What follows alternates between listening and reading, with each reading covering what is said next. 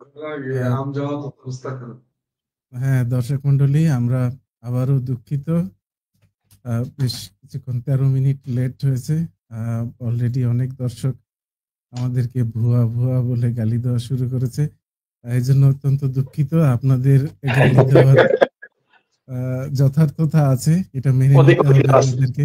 হ্যাঁ, আহ, কিছু করার নাই। যাই হোক, দেরি হলো কিছুক্ষণ, তারপরও আজকে তবে আজকে আমরা অনেক তাই বিষয়। দুজনেই, কেউ একা না, দুজনেই দেয় দেরি হওয়ার জন্য। আজকে দুজনেই দায়ী। হ্যাঁ, দুজনকেই গালি মাথা পেতে নিতে, ওই জন্যই উনি একবার গালি দেয় নাই, ঠিক দুইবার দিছে, দুইজনকে দুইটা দিয়েছে হয়তো, যে কারণে। আচ্ছা, যে প্রিয় দর্শকরা। প্রিয় দর্শক, আপনাদের আপনাদের গালে আমরা মাথা পেতে নিলাম, কারণ আপনারাই আমাদের প্রাণ। জি। হ্যাঁ, এক্স্যাক্টলি। কিন্তু আজকে আমাদের অনেক কথা আছে, অনেক বিষয় ঘটছে দেশে বিদেশে সব মিলিয়ে। তো হুম। যথারীতি আমরা প্রথমে চলে যাব পৃথিবীর দিকে, বিদেশে, তারপরে ধীরে ধীরে আমরা বাংলাদেশে ল্যান্ড করব। ডেফিনেটলি বাংলাদেশের ঘটনার ঘনঘটা অনেক বেশি, তো সেই দিকে আমরা নজর দিব। তারপরও আমি শুরু করব আজকে আপনারই একটা স্ট্যাটাস দিয়ে। এইটা আহ, আমার কাছে খুব চমৎকার লেগেছে। যদি এখানে সব বিষয় বলেছেন, তারপরে আপনার মুখ থেকে শুনবো আসলে যে কেন আপনি একটু লিখেছেন এটা। ইসরায়েল, আপনি একটু ইসরায়েলের আপনি একটু হামলা। নিজেই এটা নিয়ে আলোচনা করতে থাকেন। আমি 3 মিনিট পরে জয়েন্ট হবো, কারণ আমার এখানে গেট খুলে লোকজন ঢুকতেছে। ওকে। আচ্ছা আচ্ছা, ঠিক আছে। ইসরায়েলের কামলা দিতে যাচ্ছে পাক বাহিনী। গোপন খবর দিয়েই চুক্তি হয়েছিল সৌদি আরব এবং পাকিস্তানের, তাই না? মনে আছে তো? কিন্তু মজার বিষয় হলো, গাজাতে পাকিস্তানি সৈন্য ভাড়াই খাটতে যাচ্ছে। ঠিক আছে, এটা আপনি আসেন, তারপরে আমি আলাপ করব। এখন আমার কাছে আরো কিছু বিষয় আছে। হ্যাঁ, যেমন এই যে আমাদের ডক্টর জাকির নাইক, হ্যাঁ, সে বাংলাদেশে আসছিল, তার প্রোগ্রাম ঠিক হয়ে গেছিল, একদম সব প্রোগ্রাম ঠিকঠাক করা। ভারতের একটা চোখ রাঙানিতে বেচারা গেল। কি বলবো আর, মানে লেজ গুটিয়ে পালিয়ে গেল। বাংলাদেশ সরকারও কি অবস্থা। আহ, আপনি না একদম আসলে ওকে। কথা জমে না, আজকে আপনার দিন। হ্যাঁ, আপনি আসেন আগে। আর মাসুদ ভাইকে নিয়ে কিছু বলবো, আসলে কিছু বলার ভাষা নেই, যে কারণে বলছি না। কারণ হলো, মাসুদ ভাইকে যতদূর মনে হচ্ছে খুব সহসায় কোনো ভালো নিউজ নাই। জেলে যেহেতু একবার ঢুকেছে, কাউকে ঢুকানো খুব সহজ, কিন্তু বের করা খুব কঠিন। কারণ আইনের সমস্ত শর্তগুলো পূরণ করেই তবেই কাউকে বের করা সম্ভব, তার আগে কাউকে বের করা সম্ভব না। যদিও জেলে ঢুকানো খুব সোজা, কাউকে একটা এফআইআর দিয়েই মোটামুটি জেলে ঢুকিয়ে দিয়েছে। বিশেষ করে ভারতের যে মুসলিমরা, তারাই মূলত পরবর্তীতে দ্বিতীয় দফায় আহ, মাসুদ ভাইকে গ্রেপ্তার করানোর জন্য দায়ী বলতে পারি আমরা। কিছু মাসে আমাদেরও ভুল ছিল, স্ট্যাটাসটা দেওয়াই আসলে ভুল হয়ে গেছিল। একটা স্ট্যাটাসের জন্য মানে কত কি কষ্ট হতে পারে, এটা মাসুদ ভাই একমাত্র উদাহরণ। আমরা মাসুদ ভাই বের হলে তারপরে তার মুখ থেকে আশা করি সমস্ত কথা শুনবো। কিন্তু খুবই দুঃখের বিষয়, আপাতত কোনো ভালো নিউজ নাই মাসুদ ভাইয়ের ব্যাপারে। আহ এইটা বলা যাচ্ছে না, হয়তো মাসখানেক, মাসের পর মাস হয়তো তাকে জেলে থাকতে হতে পারে। সো প্রতিদিন কোন রকম নতুন কোনো আপডেট নাই, থাকলে অবশ্যই জানাবো আমরা। আমরা চাই না সেটা হোক মাসের পর মাস। মাসুদ ভাইয়ের মতো একজন আহ কি বলবো, একজন খুব গো বেচারা টাইপের মানুষ, কেন দিনের পর দিন জেলে খাটবে, তাও আবার ইন্ডিয়ায়? উনি বাংলাদেশে হলে আমরা মেনে নিতাম, উনি পাকিস্তানে হলেও আমরা মেনে নিতাম, কিন্তু ভারতে যে তাকে জেল খাটতে হবে, এটা আসলেই মেনে নেওয়াটা খুব কষ্টকর। তারপরও আইনের মারপ্যাচে এটা হতে হচ্ছে, সহসায় তার মুক্তি ঘটছে না, সেটুকুই আমরা বলতে পারি। সো ঠিক আছে, সব মিলিয়ে আপনি রেডি তো নাকি? আরো 2 মিনিট? আচ্ছা আচ্ছা, ঠিক আছে। আরো 2 মিনিট। আপনি কিন্তু অলরেডি আজকে দেরি করে ঢুকেছেন, ঢোকার পরে আবার 2 মিনিট নিচ্ছেন। এইবার কিন্তু আর দর্শকের গালি আমি খেতে পারবো না, এবার আপনাকে পুরোপুরি খেতে হবে। আচ্ছা, আমাদের আমার কথা শোনা যাচ্ছে কিনা একটু যদি আপনি শুনতে পাচ্ছেন? হ্যাঁ, তাহলে ঠিক আছে। আ লিংক জয়েন হওয়ার লিংক অবশ্যই অনুষ্ঠানের শেষের দিকে আমরা দিব। তার আগে যেহেতু আজকে অনেক কথা বলার আছে আমাদের, আমরা বলে নিই। তারপরে আমরা নিশ্চয়ই জয়েন হওয়ার লিংক দিব। আহ বলন কাজীর সাথে লাইভ করার কথা ছিল, এটা গতকালকেই করেছি। আপনি দেখে নিবেন। আবার আগামী শনিবার করব। আর বিশাল ঝাঁকড়া চুলের নাচন দেখে আ জি, জি শুরু করতে পারেন। ফরিদ ফরিদ ভাইয়ের ভাইয়ের বিশাল বিশাল আহ অপেক্ষায় ছিলাম। ধন্যবাদ। হ্যাঁ, আমিও চেষ্টা করছি। হয়তো কিছুদিন পরে আমার চুলও ঝাঁকড়া দেখতে পারবেন। হ্যাঁ, চেষ্টা করে যাচ্ছি। আমি আর চুল কাটবো না। যতদিন না তাই ফরিদ কলকাতা সাহেবের নাচের মতো সময় হবে। তাদের কাছে হ্যাঁ, দরকার হলে সাদা কালার করব। করে একই চুল নিয়ে আমরা ২ জন আসবো আপনাদের সাথে। না, ওই যে যেহেতু আপনি জাতীয় জামাই, আমি হ্যাঁ। জাতীয় শ্বশুর হয়ে গেছি, তাহলে আপনারটা কালোই থাকতে হবে। নইলে আবার ও বলবো যে আচ্ছা, ঘটনা কি? আচ্ছা। তখন কে যে কার শ্বশুর, কে যে কার জামাই বোঝা যাবে না। তখন ঝামেলা হয়ে যাবে। হ্যাঁ, ঠিক আছে। তখন ঝামেলা হয়ে যাবে। সমস্যা নেই। আপনারটা কালোই থাকবে। জি, আপনি যেটা হুম। বলতেছিলেন যে পাকিস্তান নিয়ে আমি যে কমেন্টসটা আমি করেছিলাম। আবার আসছি সিরিয়ালি। হ্যাঁ, আপনার এটা দিয়ে শুরু করি। কারণ এটা আমার কাছে খুব ইন্টারেস্টিং লেগেছে। বলুন, বিস্তারিত জানতে শোনান। চাই আপনার কাছ থেকে। জি। এই যে ইসরায়েলের কামলা দিতে যাচ্ছে পাক বাহিনী, আমি বলেছিলাম যখন, এটা আমার অনুমান ছিল একটা ঝামেলা হবে যেই দিন সৌদি আরব এবং পাকিস্তান অথবা ওরফে ভিকারিস্তান যখন চুক্তি করে, তখনই আমার সন্দেহ হয়েছিল সে হয় ইরানে, না হয় আফগানিস্তানে, অথবা অথবা সে ইয়েমেনে হামলা হামলা করাবে তাকে দিয়ে। এটা আমার তখনই অনুমান হয়ে গেছিল। পাশাপাশি ভিতরে ভিতরে একটা অনুমান ছিল যে ইসরায়েলের সাথে সম্পর্ক শীতল করার জন্য একটা চুক্তি হইতে পারে। আমি ভাবি নাই যে এত তাড়াতাড়ি মেঘনা চাইতে বৃষ্টির মতো ঘটবে, তারা সেইখানে কামলা দিতে যাবে, এটা অনুমান করি না। আমি ভেবেছি সৌদি আরবের সাথে সম্পর্ক শীতল করতেছে, আস্তে আস্তে ঢুকতেছে, সৌদি আরবকে দিয়ে পাকিস্তানকে ম্যানেজ করবে যাতে ইসরায়েল সম্পর্কে সে নীরব থাকে। কিন্তু ও মা, এখন দেখি খবর এসে গেল সে অলরেডি ইসরায়েলের কামলা দেওয়ার জন্য হাজির। আমি প্রথমে ভাবছিলাম সৌদি আরবের কামলা দিবে ইয়েমেনের বিরুদ্ধে গিয়ে, এখন গিয়ে দিয়ে মাশাআল্লাহ সুবহানাল্লাহ একেবারে ডাইরেক্ট ইসরায়েলের কামলা। এটা সেই পাকিস্তান যে পাকিস্তান ব্ল্যাক সেপ্টেম্বর নামে সেই সেটা ইতিহাসে কুখ্যাত। সেখানে 25 থেকে মানে কেউ বলে 15,000, কেউ বলে 25,000 ফিলিস্তিনি মেরে ফেলেছিল। তখন পাকিস্তানের ক্ষমতায় ছিল ধন্যবাদ বিজ্ঞানী নিউটনের মধ্যে দেখা যাচ্ছে, শুনে ভালো লাগলো। আমি বিজ্ঞানী নিউটনের দাঁতের তার তার হাতের নখেরও যোগ্য না, আমি পায়েরও নখের যোগ্য না। তিনি অনেক বিখ্যাত মানুষ, পৃথিবীর জন্য তার অনেক অবদান আছে। ধন্যবাদ তবুও তার সাথে আমার তুলনা করার জন্য। যেটা বলতেছিলাম যে পাকিস্তান মানে সরাসরি যে ইসরায়েলের কামলা দেবে এটা আমি অনুমান করিনি। এত নিচে মানে নিচে নামবে জানি, মানে ইতনা নিচে গিরেগা ये मुझे मालूम नहीं था। ও গিরেগা জরুর। কারণ পাকিস্তানের কাজই হলো তাকে পয়সার জন্য সে সবকিছু করতে পারে, সবকিছু। নইলে 25,000 ফিলিস্তিনি মেরে ফেললো, পাকিস্তানের এনে কোনো কোনো চক্ষু লজ্জাও নাই। আর থাকবে কিভাবে? তারা তো 30 লক্ষ আমাদের বাংলাদেশে মেরেছে। তখন তো এটা তার দেশ। পৃথিবীতে কোন দেশ নিজের নাগরিককে 30 লাখ মেরে ফেলছে এই রেকর্ড কোনোদিনই নাই। কোন যুদ্ধ এই ঘটনা ঘটে নাই। সেটা পাকিস্তান ঘটিয়েছে। সেটা খোদ পাকিস্তান ঘটিয়েছে। যাই হোক, যেটা বলতেছিলাম, এরা ওইখানে আলোচনা করতেছিল, তারা চেয়েছিল কত জানেন? হাজার হাজার ডলার বেতন চেয়েছিল। ইসরায়েল বলেছে $100 দিবে। এরা চেয়েছিল $10,000। ইসরায়েল শুরু করেছে $100 থেকে। কি মজার না? 100 ভাগের 1 ভাগ। মানে হুম, কিরকম কিরকম দোকানদার এই পাকিস্তান, যে তার সৈন্যকে ভাড়া খাটাবে, সে চেয়েছিল $10,000, ইসরায়েল শুরুই করেছে $100 থেকে। মনে করেন উঠতে উঠতে $2,000 মেনে যাবে এটা জানি, তখন দেখবেন এদের কামলা দেওয়া হবে।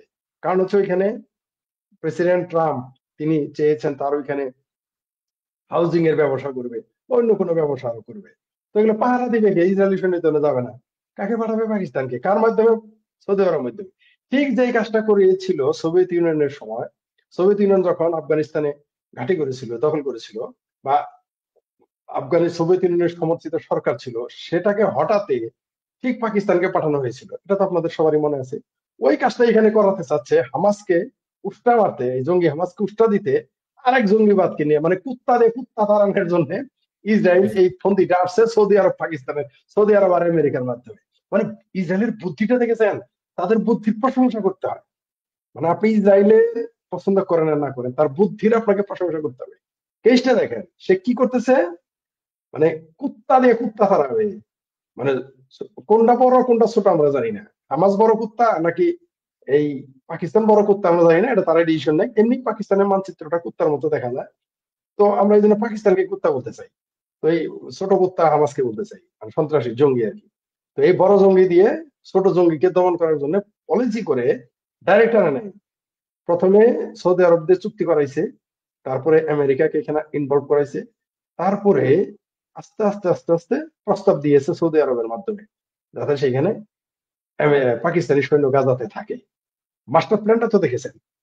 এরা এই হচ্ছে পাকিস্তান, এই হচ্ছে পাকিস্তান যারা আফগানিস্তানে আফিম বিক্রি করে খাইতো, সেই আফিমের বীজও বাংলাদেশে পাঠিয়েছে। এটা তো আপনি জানেন। তো এইভাবে তারা কাজ করে এবং এদের কামলা সেটা এদের নিয়ে কামলা আলোচনা কি? করবো একটু পরে। এদের এইভাবে কামলাই দিতে হবে। পাকিস্তানের কাজ পৃথিবীতে পাকিস্তানই একমাত্র দেশ যাকে বলা হয় যে যে দেশটা তৈরি হয়েছে সেনাবাহিনীর জন্য না। মানে সেনাবাহিনীর জন্য যে দেশ তৈরি হয়েছে, প্রত্যেক দেশে সেনাবাহিনী থাকে, আর সেনাবাহিনীর একটা দেশ হচ্ছে এই পাকিস্তান। আর সেই পাকিস্তানের কাজ কি, সবচেয়ে বেশি মুসলমান পৃথিবীতে হত্যা করেছে এই পাকিস্তান। সেটা বাংলাদেশ বলেন, আপনার আফগানিস্তান বলেন, তার নিজের দেশে বেলুচ মুসলমান বলেন, সবচেয়ে এমনকি জর্ডানে গিয়ে ফিলিস্তিনি মারা, পাকিস্তানি ব্যাপারে উস্তাদ। 25,000 ফিলিস্তিনিকে হত্যা করেছে। কোন চিঙ্কু বদমাইশ বা মেরে কোনদিন একটু শব্দ করতে শুনবেন না, এরা এটা জানেই না। এদের অর্ধেকই মানে এরা 90% বামেরা জানে না, আর যারা মুসলমান এরা তো জানেই না, কারণ মুসলমানরা তো পড়ে না। ওই বাড়ির কাছে বলৎকারী মৌলবি কি বলছে সেটাই হলো ওদের কাছে কোরআন। আপনি যদি কোরআনের বাণী নিয়ে হাজির হন যে দেখ তোদের আল্লাহ তোদের কোরআনে তোদের রসুল তোদের হাদিসে এই কথাটা বলছে, ও বলবো দরচুদির ভাই তুই সর। ওই বলৎকারী মৌলবি আর পোলারে পুন্দায় ক্যান্সার বানায় আপনাকে যেটা ও যেটা বলবে ওইটা ওই ওই বেকুব মুসলমান শুনবে। সে কোরআন শরীফ নিয়ে গেলেও সে শুনবে না, হাদিস শরীফ নিয়ে গেলেও সে শুনবে না। সে শুনবে কি, মৌলবী শরীফ। মৌলবীরা বলৎকারী মৌলবী শরীফ মাদ্রাসা শরীফ যা বলছে এর বাইরে সে যাবে না। আপনি পারবেন না। আপনি যদি বলেন যে কোরআনে এই লেখা আছে, ও আগে দৌড়ায় মৌলবীর কাছে যাবে। এই গাধার বাচ্চারা নিজেরও বইটা খুলে কোরআনটা খুলে পড়বে না। কোরআনের প্রথম শব্দ হলো ইকরা, মানে পড়ো। সুধীর ভাইরা পড়াশোনা বন্ধ করে দিছে, এর আগে মুখে পড়ার দরকার নেই। অথচ ওদের কোরআনে লেখা আছে যে ইকরা। ইকরা দিয়ে শুরুটাই মানে এই এই ওরা তো বলে আসমানি কিতাব, আমরা তো বলি ওসমানি কিতাব, তাই না? এটা তো আপনি জানেনই। ওসমান এই কিতাব জোটবদ্ধ করছে এবং এই কারণে তাকে মেরেও ফেলা হয়েছে। তো ওসমানি কিতাবের মধ্যে লেখা আছে, আর ওদের ভাষায় আসমানি। শুরুটাই যা ইকরা বিসমি রাব্বিকাল্লাযী খালাক। ঠিক আছে, ওগর আল্লাহর নামে পড়তে গেছে। এই বেকুবরা জীবনেও পড়ে নাই, পড়ার দরকারও মনে করে না। কারণ হলো যে এরা মনে করে পইরে কি হবে, মৌলবী সাহেব যা বলছে তাই নাই। মৌলবী সাহেব যদি বলে যে তাদের তাদের ছোট ছোট পোলাপানকে বেহেস্তের আশায় মৌলবীর কাছে যদি শোয়ায় রাখে সারাদিন, এবং সেটা ক্যান্সার বানায় ফেলায় পশ্চাৎ দেশে, তাও বেহেস্তে যায়, এটা ওরা মানবে। কিন্তু আপনি যদি বলেন না, তুমি শিশুকে ওইখানে দিতে পারবা না, ইসলামে কোনোদিনই শিশুকে তার মা বাবা থেকে আলাদা করার সুযোগ নাই, এটা কথা বললে আপনার কথা মানবে না। আসলেই নাই। কিন্তু ইসলামের পরিভাষায় হোস্টেলে দেওয়াই হারাম, আপনি পারবেনই না। কিন্তু বাচ্চাদের দেখবেন মাসের পর মাস বছর পর বছর ওই মৌলবীর কাছে ফালায় রাখেন। এই হচ্ছে আমাদের বাংলাদেশ। তো এটা ঘটবেই। আর এই যে ইসরায়েল সুন্দর একটা গেম খেলে দিয়েছে, এবং সেই গেমে সেই পাতা ফাঁদে পড়ে গেছে। আর আপনি এটা সর্বশেষ শুনেছেন যে নতুন একটি মুসলিম দেশ আফগানিস্তান কি ইসরায়েলকে স্বীকৃতি দিতে যাচ্ছে। জি, এই যে পাকিস্তান থেকে পাখির খাদ্যের নাম এলো 25 টন মাদক। তো এটা তো একটা চালান ধরা পড়েছে, আর 10টা চালান ধরা না পড়লে তো আর আপনি আমি জানি না। এটা এটা বোধহয় ভুলে ধরে ফেলেছে, বুঝতে পারছেন? কেউ বোধহয় বলছে ভারত থেকে আসতেছে তাই ধরছে। যদি জানতো পাকিস্তান আর আব্বার দেশ থেকে আসছে, ওই ওই যে শালায় আটকাইছে ওই শালাই সেলুট দিয়ে দিয়ে সরে দিত গা, যে যাও যাও যাও পাকিস্তান পাঠাইছে। আপনি দেখেন এই খবর আসার পরেও জামাতের শিবিরের চেলারা কি বলে জানেন, কই ভারত যে ফেন্সিডিল পাঠায়, মানে বিষয়টা এরকম। যেমন আপনাকে যদি বলি আপনার ছেলে তো হিরোইন খায়, আপনার ছেলে তো আফিম খায়, আপনি তখন বলবেন কি আপনার ছেলে যে বিড়ি খায়। বিষয়টা এরকম হয়ে গেল। মানে বাংলাদেশে ভারত থেকে ফেন্সিডিল আসে, তাই পাকিস্তান থেকে আফিম আসলে জায়েজ হয়ে যাবে। কারণ পেয়ারা পাকিস্তান, ইসলামী পাকিস্তান থেকে আফিম আসছে, ওখান থেকে গু পাঠাইলেও খাবে, কোনো সমস্যা নেই। এই হলো আমাদের দেশের অবস্থা। জি। এটাই পাকিস্তানের সাথে ব্যবসা জোরদার করার চেষ্টা করছে বাংলাদেশের ইউনূস সরকার। তো তারা ব্যবসা জোরদার করতেছে, আমাদেরকে ওই পপি খাওয়াবে সম্ভবত, যে অবস্থা করেছে। হ্যাঁ, শুধু তাই নয়, আপনি জানেন যে কিছুদিন আগে আবার পাকিস্তানের সেনাপ্রধান আসছিল এবং ঠিক তার পরপরই আবার এখন বর্তমানে নৌপ্রধান বাংলাদেশে আছে। সুবহানাল্লাহ, সুবহানাল্লাহ। ভাই ভাই মিল রাগ করেন কেন? এরা হচ্ছে বড় ভাই আসছে ছোট ভাইয়ের বাড়িতে। এরা এরা এই যে কত বছর কত যুগ দেখা হয় নাই, এই সুবর্ণ সুযোগ তারা কি ইউনুস থাকাকালীন এই সুবর্ণ সুযোগ কি তারা নষ্ট করতে পারে? এই বছরের পর বছর যুগের পর যুগ তারা দেখা সাক্ষাৎ হয় নাই পাকিস্তানের প্রধানের সাথে বাংলাদেশের ছোট ভাই প্রধান।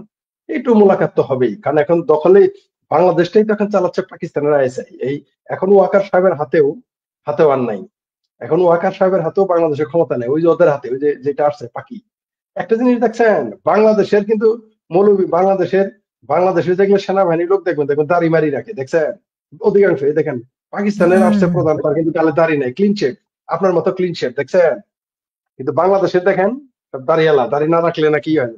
শুধু পাকিস্তানও যদি দাড়ি না, কপালে সবার এক একটা করে চিহ্ন দেওয়া, কপালে হ্যাঁ, কপালে কালো স্টিকার। আপনি দেখেন তো পাকিস্তানের যে sticker। হয়েছে, একটা একটা কপালে কিন্তু স্টিকার নাই, কালো স্টিকারটা নাই, খেয়াল করছেন? একটা কপালে কালো স্টিকার নাই। বাংলাদেশ একটা সেনাবাহিনীর একটা কোড থাকে যে আপনি পোশাক আশাক দেখলে জানবেন যে এটা কোন দেশের সেনাবাহিনী। বাংলাদেশের সেনাবাহিনী চিনতে পারবেন কপালের স্টিকার দেখে। প্রায় কপালে কালো স্টিকার, 100% সেনাবাহিনীর কপালে স্টিকার। কালো হুম। স্টিকার। কিন্তু কিন্তু পয়সা খাইতে কম খায় না। আমরা তো জানি খালি পুলিশ ঘুষ খায়, সেনাবাহিনীও ঘুষ খায়। ওই যে তাদের তাদের যে সিভিল, ওই যে তাদের যেটা এমইএস বলে, ঠিক আছে, ওইখান থেকে 5% 10% তারা খায়। একেবারে এটা সবাই জানে, যারা এমএস এর একটা লেবারও জানে, মানে সিভিল লেবারও জানে এমএস এ 5 থেকে 10% ঘুষ না দিলে ফাইল ওরাও ছাড়ে না। শুধু পুলিশের দোষ না, মানুষ জানে পুলিশ ঘুষখোর, পুলিশ ঘুষখোর, কিন্তু সেনাবাহিনী তো ঘুষ করে এটা আর বলে না। হুম। কিন্তু আচ্ছা, স্টিকার তো ওদেরই বেশি। হ্যাঁ, সুবহানাল্লাহ, সুবহানাল্লাহ। যে ব্যাপারটা বলছিলাম সেটাতে আবার ফিরে যাই যে দেখেন ডক্টর জাকির নায়েক কিন্তু বাংলাদেশে খুব সুন্দর করে নামটা বললাম, এত সুন্দর করে বলি না, এটা জোকার নায়েক সবসময় বলি।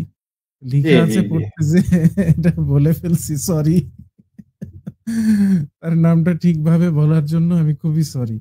যাই হোক, জোকার নায়েক বাংলাদেশে আসবে বলে খুব প্রচার হলো। পরে ভারত শুধু বলেছিল যে আসলে আমাদের কাছে হস্তান্তর করার অনুরোধ করেছে। জাস্ট একটা অনুরোধ।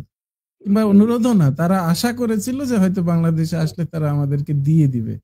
হাতে তুলে হাতে দিবে। হস্তান্তর করবে। যেহেতু সে ফেরারি আসামি। তো হুম। সেইটুক শুনেই মানে বাংলাদেশের পাম্প বের হয়ে গেছে। তাকে আর আসতেই ইউনুসের দিল না। ইউনুসের ডাইপার ডাইপার নষ্ট হয়ে গেছে। তারপরে যে হুম। আমাদের জাহাঙ্গীর ভাই আছে না, ওই যে কালা স্টিকার আলা জেনারেল, যিনি এখন স্বরাষ্ট্র উপদেষ্টা, তারও কাপড় চোপড় নষ্ট হয়ে গেছে। শুধু তাই না, যে মৌলবী, ওই যে কি খালেদ কি যেন নাম, যে ধর্ম উপদেষ্টা, তারও কাপড় চোপড় নষ্ট হয়েছে। তিনি নাকি আল্লাহ ছাড়া কাউকে ডরান না। কিন্তু ভারত সত্যি বলছে আমরা আশা করছি জোকার নালায়েককে। আমি আবার ওনার নাম দিয়েছি, আপনার তো জোকার নায়ক বলেন, আমি ওনাকে জোকার নালায়েক বলি। ঠিক আচ্ছা, আছে, আচ্ছা। জোকার নালায়েককে শুধু বলছে, বলছে তারা আশা করতেছে বাংলাদেশ জোকার নালায়েককে ভারতের হাতে তুলে দিবে। তাতেই বাংলাদেশের ধর্ম উপদেষ্টা, যিনি আল্লাহ ছাড়া কাউকে ডরান না, তারা কাপড় চোপড় নষ্ট হয়ে গেছে। তিন যে ধর্ম উপদেষ্টা কি বলে জানেন? আমি তো এটা জানি না, তবে যারা আনতে চেয়েছিল তাদের একটা পক্ষ আমার কাছে এসেছিল। ধর্ম উপদেষ্টা জানে না, কিন্তু এটা জানে যে জাকির জোকার নালায়েক ইসলামী স্কলার। ইসলামী স্কলার বাংলাদেশে আসবে, জোকার নালায়েক আসবে, এটা তিনি ধর্ম উপদেষ্টা জানেন না।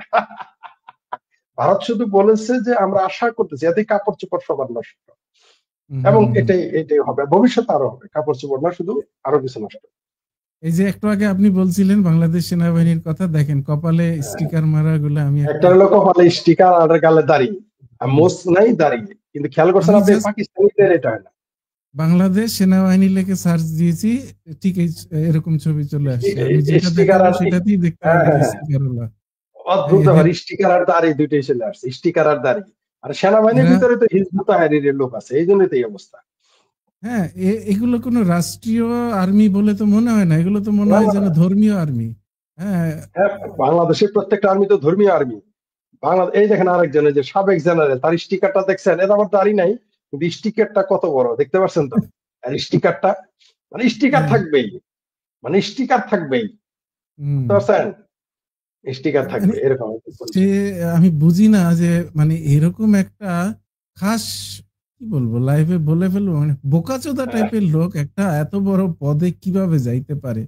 তার এই দেশে প্রতিটা তো কথা শুনলেই মনে হয় জোকার, এটা জোকার হ্যাঁ, মানে জোকারও তো একটা কোয়ালিটি আছে, জোকার এত সোজা না মানুষকে হাসানো, মানে সে খুব কঠিন কাজ। একটা ভোদাই টাইপের একটা লোক, কোথায় কি বলতে হয় কিছু জানে না, কমন সেন্স নাই যার, সেই লোক নাকি সশস্ত্র স্বরাষ্ট্রমন্ত্রী। আহ, কি বলবো আর, মানে একটা দেশের মানে আর আবার বলতে আজকে, যে পারেন না। হুম। আজকে উনি তো বলছে, এর আগে বলছিল যে 50% মানে আধা আর্মি ব্যারাকে ফিরে যাবে, আজকে আবার বলতেছে আমি তো এটা বলি নাই, এটা ভুয়া হ্যাঁ, খবর, মানে নিজেই নির্দেশ দেওয়া নিজেই বলে ভুয়া। মানে তাদের খবরে তার মানে আওয়ামী লীগ 13 তারিখে নামবে, তো এই ভয়ে আবার ওই যে নির্দেশ দিয়েছিল যে 50% আর্মি ব্যারাকে ফিরে যাবে শীতকালীন মহড়ার জন্য, এই অজুহাতে নিয়ে যেতে হয়েছিল। 13 তারিখে আওয়ামী লীগ নামবে শুনেই আবার ওই আদেশ প্রত্যাহার করছে, করে কপালে স্টিকার মারা, কিন্তু দিনে দুপুরে ঠাড়া মারা মিথ্যা কথা বলে, বলছে যে ওই কথাটা নাকি ভুয়া, অথচ প্রেস নোট আছে, পত্রিকায় বিবৃতি আছে, প্রেস রিলিজ আছে, তারপরে বলে 50% আর্মি যে ব্যারাকে যাবে সেটা নাকি ভুয়া। আসলে 13 তারিখে তো আওয়ামী লীগ নামার কথা, ভয় পেয়ে গেছে, কিন্তু আওয়ামী লীগ তো আসলে গেম খেলতেছে। আওয়ামী লীগ ওই যে খলনায়ক সিনেমাটা দেখেন নাই, সঞ্জয় দত্ত কি করে, আমি কিন্তু 1 সপ্তাহ পরে পালামু, তখন পুরো জেলখানা সবাই তটস্থ থাকে, তারপরেও 7 দিন ঘুমায় যায় না, পরে যখন অনুপমকে জিজ্ঞেস করে কিরে তুই গেলি না কেন, তুই না করলি তুই 7 তারিখে পলাই যাবি 7 দিন পরে, আমার যে মারছস ঘুম আরাম করছস একদিন, তখন 7 দিন ঘুম আরাম করার জন্য এটা এমনি বলছে, আমি আসলে যাম না। তা আওয়ামী লীগ ওই গেমটাই খেলবে, 13 তারিখে তোমাকে সব অস্থির করে ফেলছে। 50, শুনেন আওয়ামী লীগ নাকি দেশে নাই, মাঠে নাই, পালায় গেছে, 50 বছর আওয়ামী লীগ ক্ষমতায় আসবে না, কেউ বলছে 100 বছরে আসবে না, সর্বনিম্ন যে বলছে আওয়ামী লীগ 10 বছরের মধ্যে ক্ষমতায় আসবে না। তারপর আওয়ামী লীগকে নাকি বাংলাদেশের মানুষ চায় না, এখন আবার তার ডরে জামাত, বিএনপি, হেফাজত, চরমোনাই, ফরমোনাই, তারপরে গাবগাছি, আব্বাসি, তারপরে হাদি পাদি, মানে কি পাখিবাদীর পোলা হাদি, তারপরে বৈষম্য বিরোধী আন্দোলন, তারপর আরো কি আমার জাতীয়বাদী দল এনসিপি ফেনসিপি পেনসিপি সব থাকার পরেও, তারপরেও তারা 50% আর্মি আবার ব্যারেক থেকে নিয়ে আসতেছে আওয়ামী লীগ ঠেকাইতে। আর কয় আওয়ামী লীগ বাংলাদেশে নেই, কোন দিকে যাবো বলেন? শুধু আওয়ামী লীগ ঠেকাচ্ছে না, বাংলাদেশে। ওরা তো নিজেরা ভয়ে আছে, এই যে এক্সিট প্ল্যান হ্যাঁ, করতেছে এক একজন। আপনার আর একটা স্ট্যাটাস পাইলাম, দেখেন একজন ওটা দেখে ভাগেছে ফেলছে। আরো ভাগবে। হ্যাঁ, আমি বলছিলাম একজন ভাগবে, আজকে শুনলাম 2 জন ভাগবে, অলরেডি হুম। একজন তো ভাগছে, আরো 2 জন যাবে, অলরেডি একজন পাইপলাইনে আছে, একজন নারীও আছে এর মধ্যে, পালাচ্ছে, ইউনূসের খুব ঘনিষ্ঠ লোক পালাচ্ছে, চলে যাবে, আর একজন আচ্ছা, ব্যক্তি চলে যাবে। তারা এখন নিজেরাই ভাগাভাগির প্ল্যান করতেছে, আর এদিকে হ্যাঁ, মুখে খবর মারতেছে আওয়ামী লীগ নাই, নাই আওয়ামী লীগের আওয়ামী কিচ্ছু না, হুম, আওয়ামী লীগের শক্তি আওয়ামী নাই। লীগ, আওয়ামী লীগের শক্তি না, এতে 50% বেড়াকে ফেরত দেওয়ার কথা বলে ওই জাহাঙ্গীর ভাই স্টিকার আলা সে আবার ফেরত নিয়ে আসলো কেন? মানে হুম, পুলিশ হুম। দিয়েও পারে না, এদের দেবে না, আর্মিও লাগে। হ্যাঁ, আহা, আমাদের এই জাতীয় মুরব্বী, আমাদের জাতীয় ফ্রড মাঝে হারকি নিয়ে আসছেন, সুবহান আল্লাহ। হ্যাঁ, দোয়া দরুদ পড়ে লন। জি, জি, জি। হ্যাঁ, বলেন আমাদের এই ফ্রড মাঝহারের এই কথার মানে মানেটা কি? ক্ষমতা শুধু ভারতের হাতে থাকবে। শুনেন, উনি ফ্রড মাজার সাহেব তো শুধু তাই না, ওই যে ফ্রড মাজাহারের পাশে একটা ছেলে আমার জাতীয় ভাতিজা, রায়হান স্যার এবং পরিচয়, ধন্যবাদ দৃষ্টিঘাত।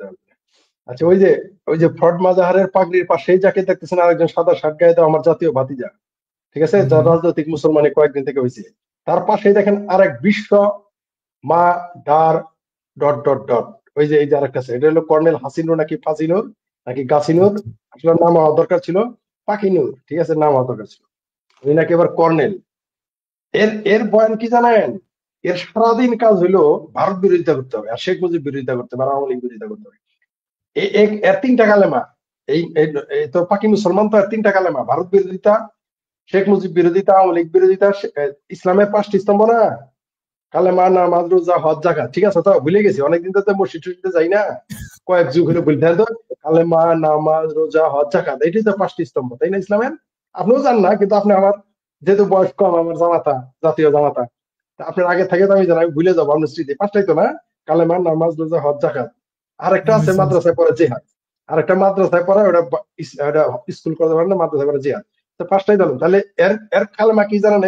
ওই যে ওই বদটাকে নিয়ে আগে বলি, কর্নেল নূর নাকি কি হাসিন নাকি ফাসিনুর, ওর হুম, কালেমা হলো কি শুনেন, ভারত বিরোধিতা, শেখ মুজিব বিরোধিতা, আওয়ামী লীগ বিরোধিতা, শেখ হাসিনার বিরোধিতা ও মুক্তিযুদ্ধ বিরোধিতা, যদিও সে কিন্তু মুক্তিযোদ্ধা দাবি করে। এই 5টা হলো তার কালেমা। আবার বলি, শেখ হাসিনা বিরোধিতা, শেখ মুজিব বিরোধিতা, ভারত বিরোধিতা, আওয়ামী লীগ বিরোধিতা ও মুক্তিযোদ্ধাদের বিরোধিতা করে। এই 5 কালেমা নয় কর্নেল হাসিনুরের। এটা কিন্তু কর্নেল, দেখেন এর আবার মুস আছে, দাড়ি নেই। এ আরেকবার সাবেক রিটায়ার্ড করা বদমাইশ, ঠিক আছে।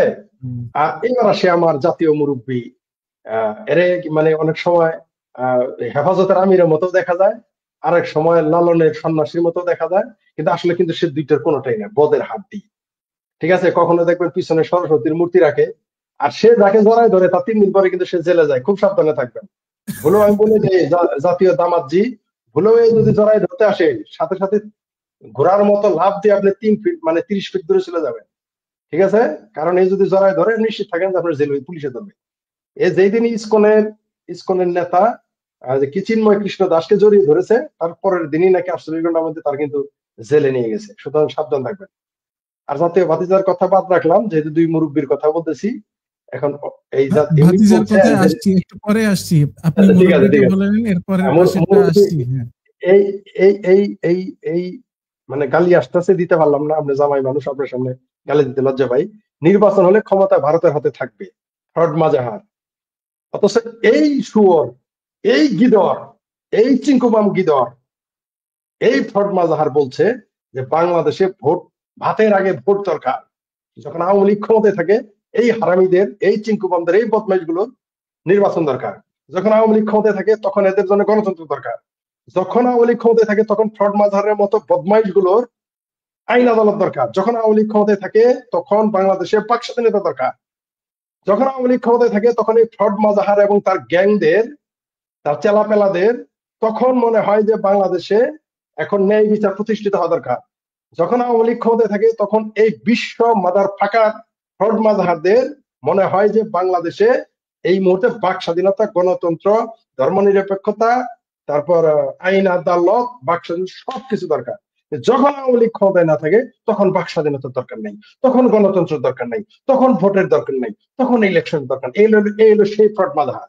আর সে আরো মজার বিষয় হলো, তার বিবি ওরফে গার্লফ্রেন্ড ফরিদা আক্তার হইলো এই এনজিওগ্রাম সরকারের অপদেষ্টা। সুতরাং এই যে যে মজা, যেটা আমি বলি শ্বশুর বাড়ি খাওয়ার বালুর চড়া আগা, কোন জীবনে কোনোদিন 500 লোক 50টা লোক একসাথে করতে পারে নাই। তার বউ হয়ে গেছে মন্ত্রী পদমর্যাদা। আর যে কোনোদিন 50টা লোক একসাথে দেখে নাই, মিছিল করতে পারে নাই, সে লোক হয়ে গেছে ল্যাংটা সুলেমানের পীর। ল্যাংটা সুলেমান ঘোষণা দেয় তার গুরু হচ্ছে ফ্রড মাজাহার। সুতরাং এই যে জাতীয় গরু হয়ে গেছে আর বউ হয়ে গেছে অপদেষ্টা, মানে মন্ত্রী পদমর্যাদা। এই সুধীর ভাই, এই মাদার ফাঁকার ফ্রড মাজাহার এবং তার গ্যাং কেন চাইবে, কেন চাইবে যে নির্বাচন? কারণ নির্বাচন হলে তো এদের, বাংলা কথায় যদি বলি, কুত্তাও তাদের গায়ে পেশাব করবে না। যেদিন বাংলাদেশের সেনাবাহিনী ক্ষমতায় না থাকবে, যেদিন বাংলাদেশে ইউনূস সরকার পলায় যাবে, যেদিন সেনাবাহিনী বেড়াকে ফিরে যাবে, এই ফ্রড মাজাহার আর তার বউ ফরিদা আক্তারকে তো, ফরিদা আক্তার তো এদের উপর তো কুত্তাও পেশাব করতে যাবে না, মানুষ তো দূরের কথা। এরা এত হেট করবে, ঘৃণা করবে মানুষদের, এত 5 পয়সা দাম আছে এদের এলাকাতে। মানুষের কি বলে, এই ফ্রড মাজাহার তার বউর এলাকার মানুষ 5 পয়সা দাম দেয়, ক্ষমতা থাকার পরও 5 পয়সা দাম দেয়। আর জিন্দগিতে কোনোদিন ইউনিয়নের মেম্বার হইতে পারবে ফ্রড মাজাহার তার এলাকায় গিয়ে? আর তার বউ, তার বিবি সাগর রূপে গার্লফ্রেন্ড ফরিদা আক্তার, ওই তার এলাকায় গিয়ে জিন্দগিতে কোনদিন ইউনিয়ন মেম্বার হতে পারবে না। এখন মন্ত্রীর ক্ষমতা ভোগ করতেছে, তারা কেন নির্বাচন চাবে? এই বদমাইশটা কেন নির্বাচন চায় না আমরা তো জানি। কারণ তাদের নির্বাচন কেবল দরকার আওয়ামী লীগ ক্ষমতায় থাকবে। অথচ এই কথাটাই যদি আমি শেখ ফরিদ, যেদিন ক্ষমতায় আসবে আওয়ামী লীগ, যেদিন বাংলাদেশে আওয়ামী লীগ যাবে, যেদিন বাংলাদেশ শেখ হাসিনা প্রবেশ করবে, সেদিন আমি কিন্তু এই কথাটা শুধু একটু ঘুরাই বলবো যে নির্বাচন হলে পাকিস্তানের হাতে ক্ষমতা থাকবে, সুতরাং নির্বাচন দরকার নেই। তখন এই চুদির ভাই এবং তার 14 গোষ্ঠী, তার যে চেলাপেলা আমারে বলবে গণতন্ত্র নিধনকারী, গণতন্ত্র বিরোধী শেখ ফরিদ আওয়ামী লীগের দালাল, ভারতের দালাল। কিন্তু এখন এরা পাকিস্তানের দালাল হয় না, এখন এরা গণতন্ত্র বিরোধী হয় না। কিন্তু এই কথাটা জাস্ট আমি ভারতের জায়গায় পাকিস্তান লাগাবো, দেখবেন এই চুদির ভাইরা এই সেদিন যদি বাইসা থাকে, অবশ্য এদের কপাল যদি ভালো থাকে, তাহলে পাবলিক এদের পেটে পাড়া দিয়ে গুবার করবে না। আমি জানি না তারা তখন আমার বক্তব্য প্রতিবাদ করতে পারবে কিনা, কারণ পাবলিক তো কারো ইউনুসের পেটেই তো গু রাখবে না, পেটে পাড়া দিয়ে গুবার করে ফেলবে। এই জাহাঙ্গীর ফাঙ্গির মাহাঙ্গীর, আমার জাতীয় বাতিজা ভুতিজি, যারা ফারা, আমি চাই দেখেন যারা এখানে নারী আছে অন্তত এদের কেউ কিছু করবেন না, এদের সসম্মানে দেশ থেকে চলে যেতে দিয়েন, পালাইতে দিয়েন। কারণ নারীর প্রতি সহিংসতা আমি সহ্য করতে পারি না, আমার খুব কষ্ট হয়। তাই ফরিদ আক্তার বলেন, যারা ফারা বাতিজি বুতিজি বলেন, এদের কেউ কিছু বললেন না, এদের চলে যেতে দিয়েন। কারণ এরা তো বোকা, এরা চলে যাওয়ার আগে ধরা পড়তে পারে আপনাদের কাছে। এদের মাফ করে দিয়েন, আমি তাদের পক্ষ থেকে অ্যাডভান্স মাপ চাই নিলাম। এদের পেটে পাড়াতে গু বাইর করেন না, কারণ নারীর প্রতি সহিংসতা আমি ব্যক্তিগতভাবে সেটা পছন্দ করি না, সহ্য করতে পারি না, আমার প্রতিপক্ষ হইলো না। তো আর আপনি যেটা বললেন, এদের তখনই যখন আবার আওয়ামী লীগ ক্ষমতায় আসবে তখন এদের ভোট দরকার পড়বে, যখন আবার আওয়ামী লীগ ক্ষমতায় আসবে তখন নির্বাচন দরকার হবে, যখন আবার আওয়ামী লীগ ক্ষমতায় আসবে তখন এদের মনে হবে যে ভোট ছাড়া মানুষের জিন্দগি বাঁচে না, নিঃশ্বাস নিতে পারে না। এই সুধীর ভাই, এই ফ্রড মাজাহার, এই মাদার ফাকার, এই চিঙ্কুবাম, এই শুয়োর বলছিল, এই গিদর বলছিল যে জামাতের সমালোচনা করে নাকি ফ্যাসিজম। কত বড় বিশ্ব মাদারচোদ এই ফ্রড মাজাহার, কত বড় বিশ্ব মাদারচোদ হইলে এই কি এই আপনার ফ্যাসিবাদের নতুন সংজ্ঞা আনে যে জামাতের সমালোচনা করা ফ্যাসিজম। চিন্তা করে দেখেন কত বড় হারে হারাম দাদা। এরা এরা আসলে এদের কোনো রাজনৈতিক ফিলোসফি নাই, না বাম না ডান না হেফাজতে। এরা স্রেফ ভারত এবং আওয়ামী লীগ বিরোধিতা করতে হবে, ইনিয়ে বিনিয়ে মুক্তিযুদ্ধের বিরোধিতা করতেই হবে। এদের আসলে কোনো রাজনৈতিক দর্শন নেই। এই হলো আমাদের জাতীয় মুরব্বী fraud mother. G, next please. হ্যাঁ, এই যে আপনার প্রতিশোধ ফেব্রুয়ারিতে ইনশাল্লাহ নেওয়ার সুযোগ আছে, তোমরা মানসিক ভাবে প্রস্তুতি নাও। মুরব্বীরা যারা আছেন, আমি আপনাদের কাছে দোয়া চাই। এই হচ্ছে জামাতের অবস্থা। 54 বছরের প্রতিশোধ ফেব্রুয়ারিতে ইনশাল্লাহ নেওয়ার। ঠিক দেখেন, 54 বছর হিসাব করেছে, মানে সেই যে স্বাধীনতা যুদ্ধে তারা যে হেরে গেছে, ঠিক সেটার প্রতিশোধ নেওয়ার জন্য এখন এই জামাত শিবির মরিয়া হয়ে আছে। আর সেই জামাত শিবিরের বিরোধিতা করা মানে হচ্ছে সেগুলাকে ফ্যাসিজম হিসেবে এখন প্রচার করে। আসলেই আমি জানি আপনি অনেকটা সেন্টিমেন্ট হয়ে গেছেন, কিন্তু সেন্টিমেন্ট হওয়ার কারণ আছে। যখন সামনে আপনি দেখবেন এরকম মানুষ, তখন সেন্টিমেন্ট হয়ে যাওয়ার স্বাভাবিক। এই যে দেখেন আপনার জাতীয় ভাতিজা, এই জাতীয় ভাতিজাদেরকে যে এত বড় অনুষ্ঠানে জাতীয় সঙ্গীত এত বড় অনুষ্ঠানে জাতীয় সঙ্গীত কেন হলো না? আপনি বললেন আপনার প্রতিষ্ঠানের অনুষ্ঠান, জাতীয় সঙ্গীত কেন এই হলো না? উত্তর না দিয়ে চলে গেছে। এই যে জাতীয় সঙ্গীত কেন একটা রাষ্ট্রীয় অনুষ্ঠানে বাজানো হলো না, এই প্রশ্নের উত্তর না দিয়ে এই চলে গেল। আপনাদের এসব জাতীয় ভাতিজা, তারা নাকি এখন ইলেকশনের স্বপ্ন দেখছে। সে আমি জানি না কেন স্বতন্ত্রভাবে সে নির্বাচনে নামবে বলে ঘোষণা দিয়েছে এবং পদত্যাগ করবে। কি মনে হয় আপনার, পদত্যাগ করে কি সে মানে ওই বাংলাদেশের পদত্যাগ করার দরকার কি? এমনিও ইলেকশন করে দিতে পারে, সমস্যা কি? কারণ দেশটাই তো এখন আমার জাতীয় ভাতিজাদের দখলে, কারণ আইএসআই এর গোলাম তো এই হারামিরা।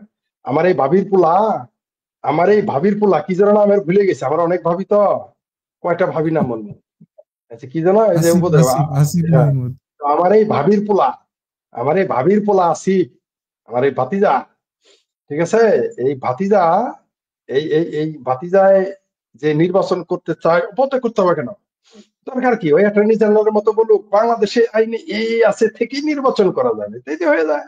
ওই অ্যাটর্নি জেনারেল সুধীর ভাই আছে না, টাকলা, ওই হালা কি যেন নাম ভুলে গেছি, অ্যাটর্নি জেনারেলের নাম যেন কি, হালার পুতে, ওই হালার পো, ওই টাকলা, হাফ টাকলা, ওই অ্যাটর্নি জেনারেল বলছে যে অ্যাটর্নি জেনারেল পদবি সরকারি পোস্ট নয়, আমি এখানে থেকে নির্বাচন করা যায়, আর আমি তো পদত্যাগ করেছি।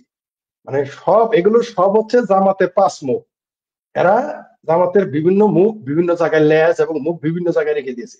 এরা হলো তারা, এদেরকে এখন মাঠে নেওয়া হবে, ইলেকশন করাবে। এরা চাচ্ছে, জানি না নির্বাচন হবে কিনা, আমার তো ধারণা হবে না, কিন্তু যদিও হয় সেখানে একটা ড্রামা করে আর একটা নির্বাচন করতে চাচ্ছে।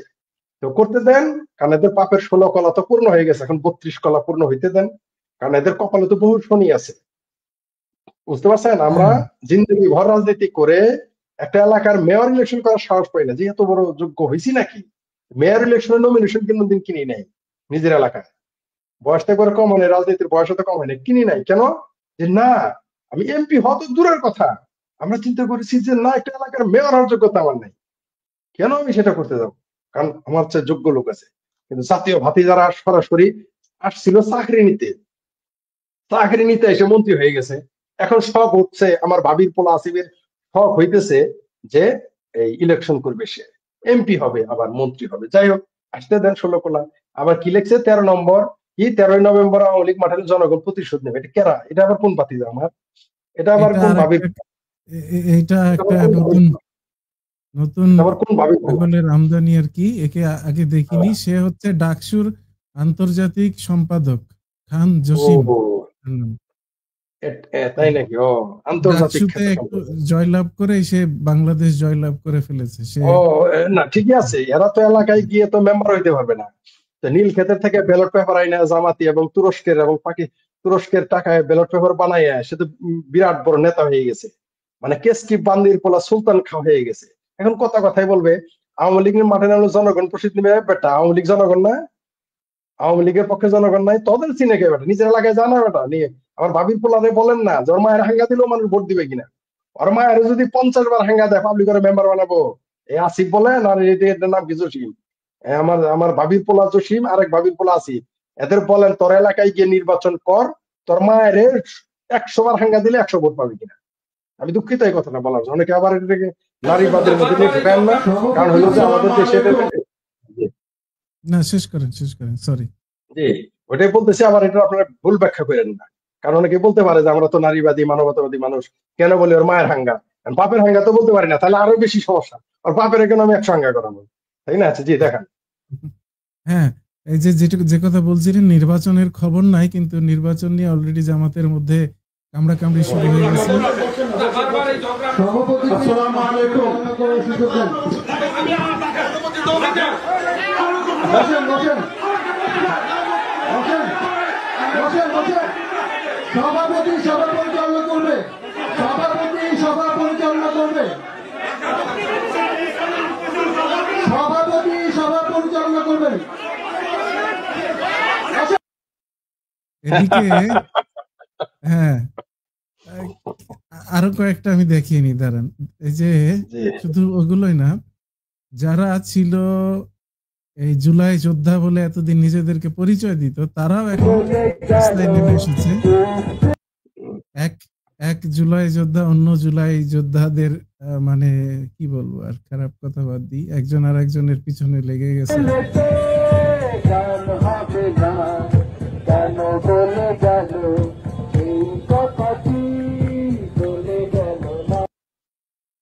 আচ্ছা, এই যে দেখেন, ক্ষমা করব না ঘাতকদের সব জেনে যারা জুলাই বিক্রি করে, যারা যারা জুলাই বিক্রি করেছে তাদেরকে ক্ষমা করবে না, এরকম একটা প্ল্যাকার্ড পিছনে।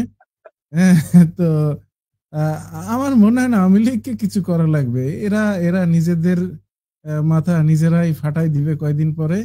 আর আওয়ামী লীগের বিরোধিতা করার মতো, আর আওয়ামী লীগের যে মিছিল এক একটা দেখেন ধীরে ধীরে লম্বা বড় হতে হতে কি পরিমাণ বিশাল মিছিলে এখন হচ্ছে। তো স্বাভাবিকভাবে আপনি যেটা বললেন একটু আগে যে এক্সিট প্ল্যান এরা খুঁজবে, এক্সিট প্ল্যান না, মানে বেঁচে থাকার প্ল্যান করতে হবে এদেরকে, যে কোনোভাবে বেঁচে থাকা যায় কি না।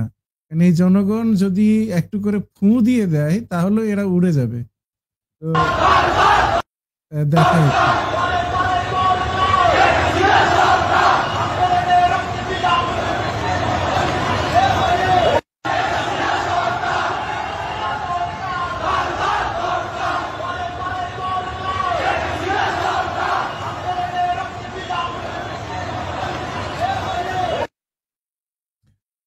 শুধু এই 13 তারিখে উপলক্ষে অলরেডি আমি যতদূর খবর পেয়েছি খুব প্রান্তিক লেভেলে পর্যন্ত ব্যাপক ধরপাকড় চলছে।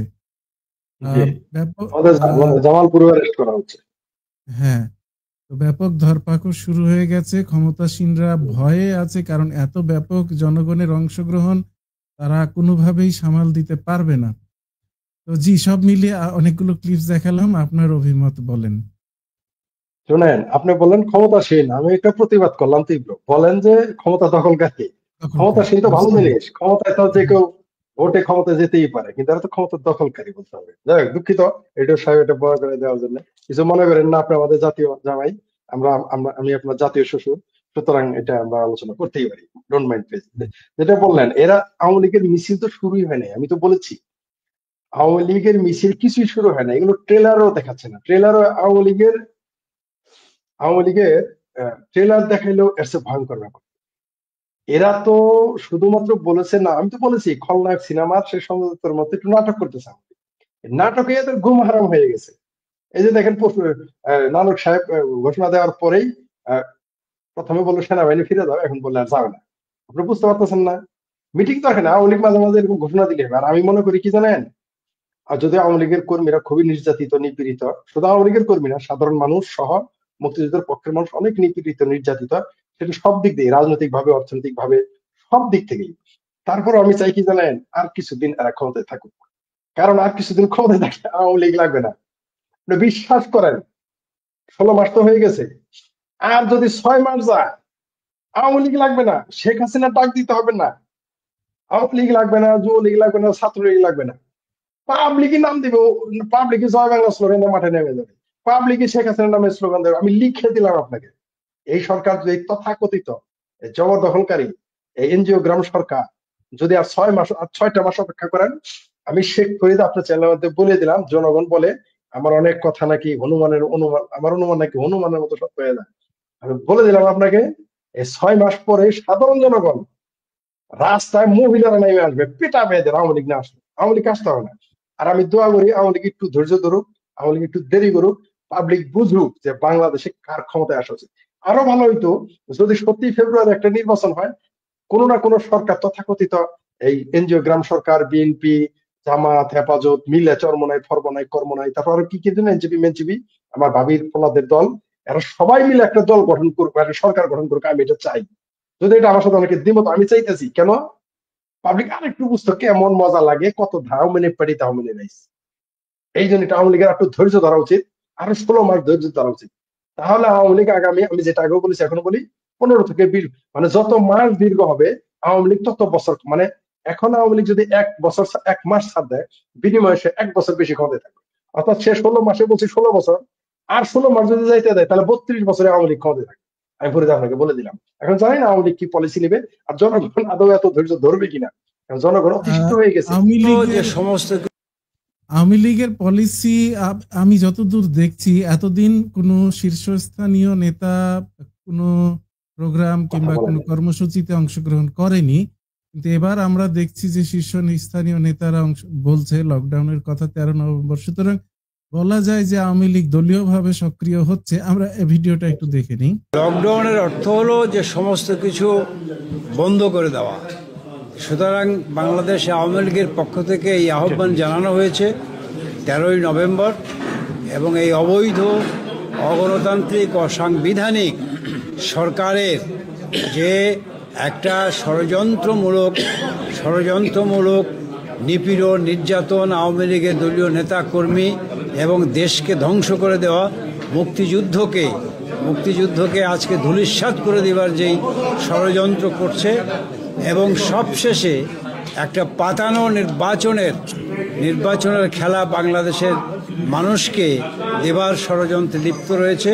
এই সমস্ত অনাচার, অত্যাচার এবং অবৈধ কর্মকাণ্ডের এবং এই ইউনূস সরকারের পদত্যাগের দাবিতে, তার অপসারণের দাবিতে বাংলাদেশ আওয়ামী লীগ 13ই নভেম্বর লকডাউন ঘোষণা করেছে।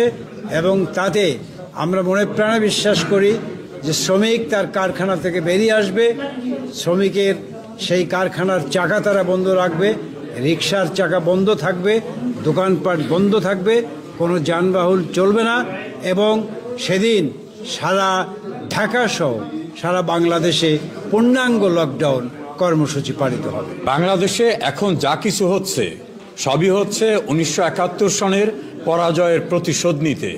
আর দ্বিতীয় দফা পরাজয়, যেটা যুদ্ধ অপরাধীদের বিচার করা হয়েছিল, সেই বিচারের প্রতিশোধ নিতেই বর্তমানে মুক্তিযুদ্ধের পক্ষের নেতৃত্বকে শূন্য করার জন্য চেষ্টা চালানো হচ্ছে। এই চেষ্টা যদি অব্যাহত রাখে তাহলে ভয়ঙ্কর পরিস্থিতির সৃষ্টি হবে বাংলাদেশে। মুক্তিযুদ্ধের বাংলাদেশ কোনোভাবেই 71-এর পরাজিত শক্তির কাছে আত্মসমর্পণ করবে না। সে কারণেই আওয়ামী লীগ যে লকডাউন আহ্বান করেছে, এটা স্বতঃস্ফূর্ততার সঙ্গে বাংলাদেশের মানুষ পালন করবে। এই সরকারকে না বলবে, সাংবিধানিকভাবে এই সরকারের কোনো ভিত্তি নাই এবং জনগণও তাদের না বলবে। তারপরেও যদি তাদের শুভবুদ্ধির উদয় না হয়, তাহলে যত কঠিন পদক্ষেপ নিতে হয় আওয়ামী লীগ তা নিয়ে মুক্তিযুদ্ধের বাংলাদেশকে আবার ফিরিয়ে আনবে ইনশাআল্লাহ। লকডাউনের জি, ফরিদ সাহেব, আপনি শুনলেন যে শীর্ষস্থানীয় নেতারা এখন বিভিন্ন কর্মসূচি ঘোষণা করছে, তো সেগুলোর কি মানে আপনি একবার বলেছেন যে আওয়ামী লীগ আসলে এটা এক ধরনের ছলচাতুরিও বলতে পারি, রাজনৈতিক খেলা, যে তারা অংশগ্রহণ করবে না জাস্ট ভয় পাওয়ানোর জন্য, নাকি সত্যি সত্যি অংশগ্রহণ করবে? আপনার কি মনে হয়, কি পরিস্থিতি হতে যাচ্ছে? আমি আমার কথাতে অটল। আওয়ামী লীগ একটা গেম খেলেছে, একটা কৌশল নিয়েছে। ওই যে তারা ওদের ঘুম হারাম করার জন্য, ওই যে সঞ্জয় দত্তর সেই খলনায়ক সিনেমার কাহিনীর মতো, যে আমি কিন্তু পালায়ে যাবো, তোরা আমার দেখি কেমনে জেলখানায় আটকে রাখস। পুরা জেলার সহ জেলখানার যত কর্মচারী স্টাফ সব জেগে থাকবে 7 দিন, আর 7 দিন এখন আওয়ামী লীগের লোক ঘুমাচ্ছে, সুন্দর ভালো আছে। এটা একটা ভালো কৌশল নিয়েছে তারা। এই কৌশলটাকে আমি এটাকে মানে চমৎকার কৌশল মনে করি। কারণ হচ্ছে যে হয়তো কেন এত সম্পদ, তারপর জানমাল ঝুঁকিতে ফেলবে কেন আওয়ামী লীগ, তাই না? আওয়ামী লীগ যে কাজটা করতে সেটাই ঠিক আছে, তাদের এটা করতে দেন। এবং এরা কিন্তু অস্থির হয়ে গেছে। আপনি প্রথমেই দেখেন সেনাবাহিনীকে সে কি করে নাই, আর ফেরত দিতে বইলে সে ফেরত পাঠায় নাই। তার মানে তারা ভয়ে আছে। ভয়ে না থাকলে তারা এই কথা বলে না। চরম ভাবে ভয় ভীতির মধ্যে তারা আছে। এবং এই ডর জারি রাখনা চাইয়ে, হিন্দিতে উর্দু জুড়ে এই ডর জারি রাখনা চাইয়ে আওয়ামী লীগের একটু করা উচিত। ওদের এই সুযোগটা নেওয়া উচিত। তারা ভয় পাচ্ছে, ভয় পাইতে দেন। কিছু করার দরকার নাই। কি দরকার আপনারা এসে জেল কাটবেন? ওরা এমনি ভয় পেয়ে গেছে। আর যখন নামবে না, যদি নামেন, আওয়ামী লীগ যেদিন নামবে, আমি বলি আপনাকে, আওয়ামী লীগ যেদিন নামবে সত্যি সত্যি, ওরা কিন্তু জানবে। ওরা কিন্তু জানে 13 তারিখে আওয়ামী লীগ নামবে না, তাই ওরা লম্বা লম্বা কথা বলতেছে। ওরাও জানে। ওরা যখন বুঝে ফেলবে আওয়ামী লীগ নামবে, কি বলেন আপনি, আন্দোলন করার আগে সব পালায় চলে যাবে। একটা ফ্লাইটে সব পালাবে একেবারে। মনে করেন ওই মুহূর্তে যে ফ্লাইটটা থাকবে সবার আগে, সবগুলো মিলে, যে আমার জাতীয় বাতিজা, পুতিজা, ভাতিজি, আমার জাতীয় আফারা, ভাবিরা, খালারা, ঠিক আছে, সবাই মিলে ইউনুসকে নিয়ে সব মিলে এক বিমানে চলে যাবে। অটো চলে যাইতে দিলে হয়। আর এটা যদি এয়ারপোর্টে টের পায়, এরা তো কেউ না কেউ বলে দিবে। আওয়ামী লীগের তো লোকজন এয়ারপোর্টে আছে নাকি, তারা তো বলে দিবে এই যে ভাগতাছে, দেখবেন পুরো এয়ারপোর্ট ঘেরাও করে ফেলবে। যদি কপাল ভালো থাকে সেটাও যাইতে পারলো, তাহলে সবাই কট মিছিল। আমি বলে দিই, যেদিন আওয়ামী লীগ সত্যি সত্যি মিছিল না নামবে, আমি বলে দিলাম, আর 24 ঘন্টার মধ্যে সব পালা যাবে। মিছিল করতে হবে না। মিছিল যখন করবে আওয়ামী লীগ, তখন তো তারা বিজয় হয়ে যায়। তাদের সবকিছু তখন ক্যান্টনমেন্ট ছাড়া।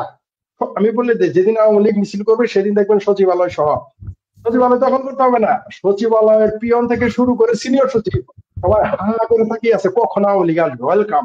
তারা ফুলের তোরণে বসে আছে। পুলিশ তো থানাতে নিয়ে মিষ্টি হবে।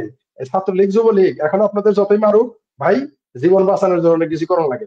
অনেক সময় নিজের পোলারও পিটাইতে হয়, নিজের বউরে শিক্ষা দেওয়ার জন্য। নিজের মেয়েরও মানুষ পিটায়, মনের দুঃখানুষয় পিটায়। বাংলাদেশ পুলিশ যে এই যে ছাত্রলীগ, যুবলীগ, আওয়ামী লীগকে পেটাচ্ছে মুক্তিযুদ্ধের পক্ষে, অনেকটা রাগ করে পেটাইতেছে, অনেকটা মনের দুঃখেই পেটাইতেছে। এটা নিয়ে এত ক্ষোভ করেন না। কারণ হলো যে শুধু একটা মিছিল বের করেন, সবার আগে বাংলাদেশে এবার পুলিশ ওয়েলকাম জানাবে, সচিবালয় ওয়েলকাম জানাবে, নিশ্চিত থাকেন। মিছিল করার আগে এরা পালায় চলে যাবে। আমি কেন বলছি 13 তারিখে কিছু হবে না, কারণ এখনো তো পালায় নাই। ইউনুস পালাইছে? পালায় নাই।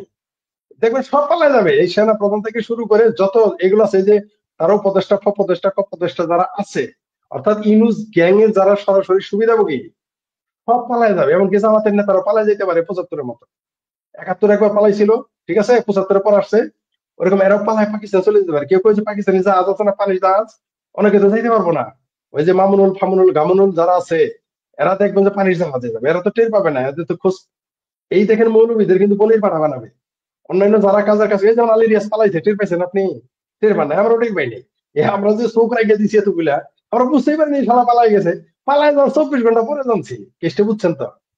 বড় জাহাজ থেকে যখন ইন্দুর বান্দর পালানো শুরু করে, তার মানে তো জাহাজটা ডুববে। সুতরাং আওয়ামী লীগকে 13 তারিখে কিছুই হবে না। এরা এমনি ভয় পাইতেছে। আর আওয়ামী লীগ ভয় দেখাতে খুব ভালো হয়েছে। এটা খুব ভালো কৌশল। মাঝে মাঝে এরকম লকডাউন ঘোষণা করতে হবে। 13 তারিখে একটা করছে, 23 তারিখে আর একটা দেওয়া উচিত। এইভাবে প্রতি সপ্তাহে সপ্তাহে একটা করে ঘোষণা দেওয়া উচিত আওয়ামী লীগের। দেখবেন এদের কাপড় চোপড় নষ্ট হয়ে যাবে। আর ভারত মাঝে মাঝে একটু ধমক না দিয়ে বলবে, একটু আশা করতেছি ডক্টর ইউনূস এটা করবে, ওইটা করবে না, তাইলে দেখবেন এদের ডাইপার নষ্ট হয়ে যাবে। এগুলো করতে করতে একদিন দেখবেন যারা সব হার্ট অ্যাটাক করছে। কারণ আওয়ামী লীগ যখন আসবে, 6 লাভ হয়ে আসবে, আপনি টের পেয়ে যাবেন। শুনেন, আমি বলি আওয়ামী লীগ যেটা নামবে, ওই স্যাটেলাইট থেকে ধরা পড়বে যে আওয়ামী লীগ আসতেছে।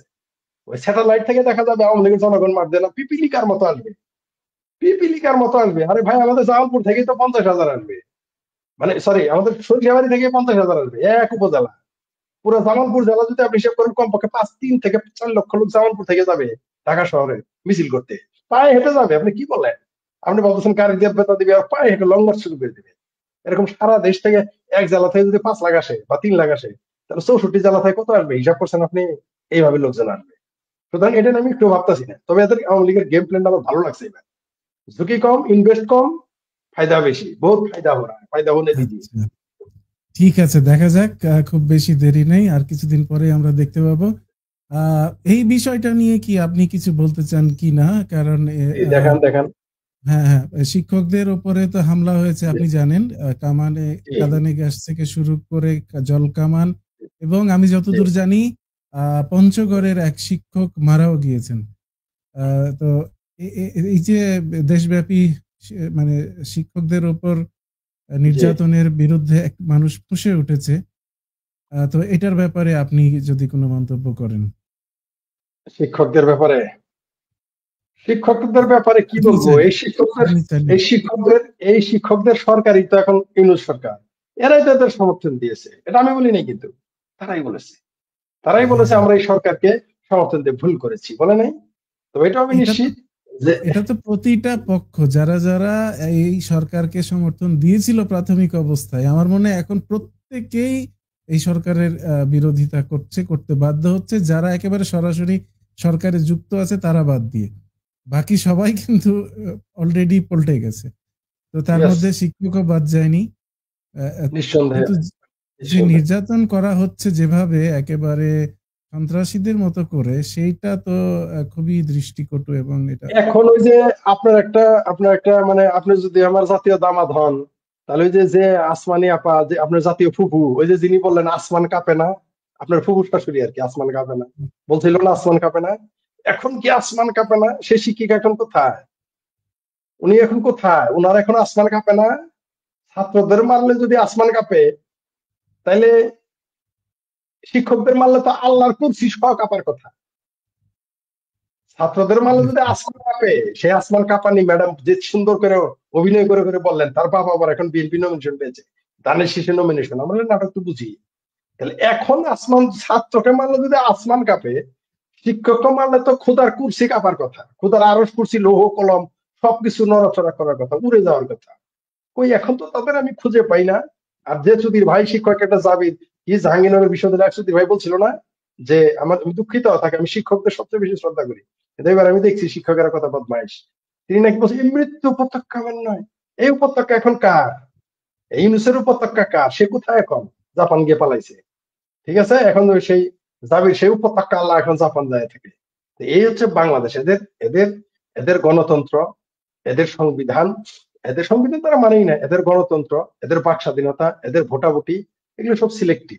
মানে নিজেদের বেলায় 16 আনা, মানে নিজেদের বেলায় সব, মানে এরা উপরেরটাও খাবে তলারটাও খাবে। এরা ভোট যখন থাকে না তখন বলে ভোট নাই, আর যখন ভোটের সময় আসে বলে ভোট দরকার নেই। এই হচ্ছে এদের বদামি, এদের টাউটি, যেগুলো আমরা জামালের ভাষায় বলি। তো পাবলিক এগুলো ধরে ফেলছে। সুতরাং এই শিক্ষকরা এখন শুধু আপনি যেটা বলছেন সেটা ঠিক, যে শুধু শিক্ষক সমাজ নয়, বাংলাদেশের প্রত্যেকটা সেক্টর সবাই এখন মনে করতেছে, সচিবালয় শহর এমনকি ক্যান্টনমেন্টেও সবাই বলতেছে, ছাত্ররাও বলতেছে যে আগেই তারা ভালো ছিল। এবং উদাহরণ দেখাই, দেখেন জুলাই সৈনিক একেবারে অগ্রপথিক।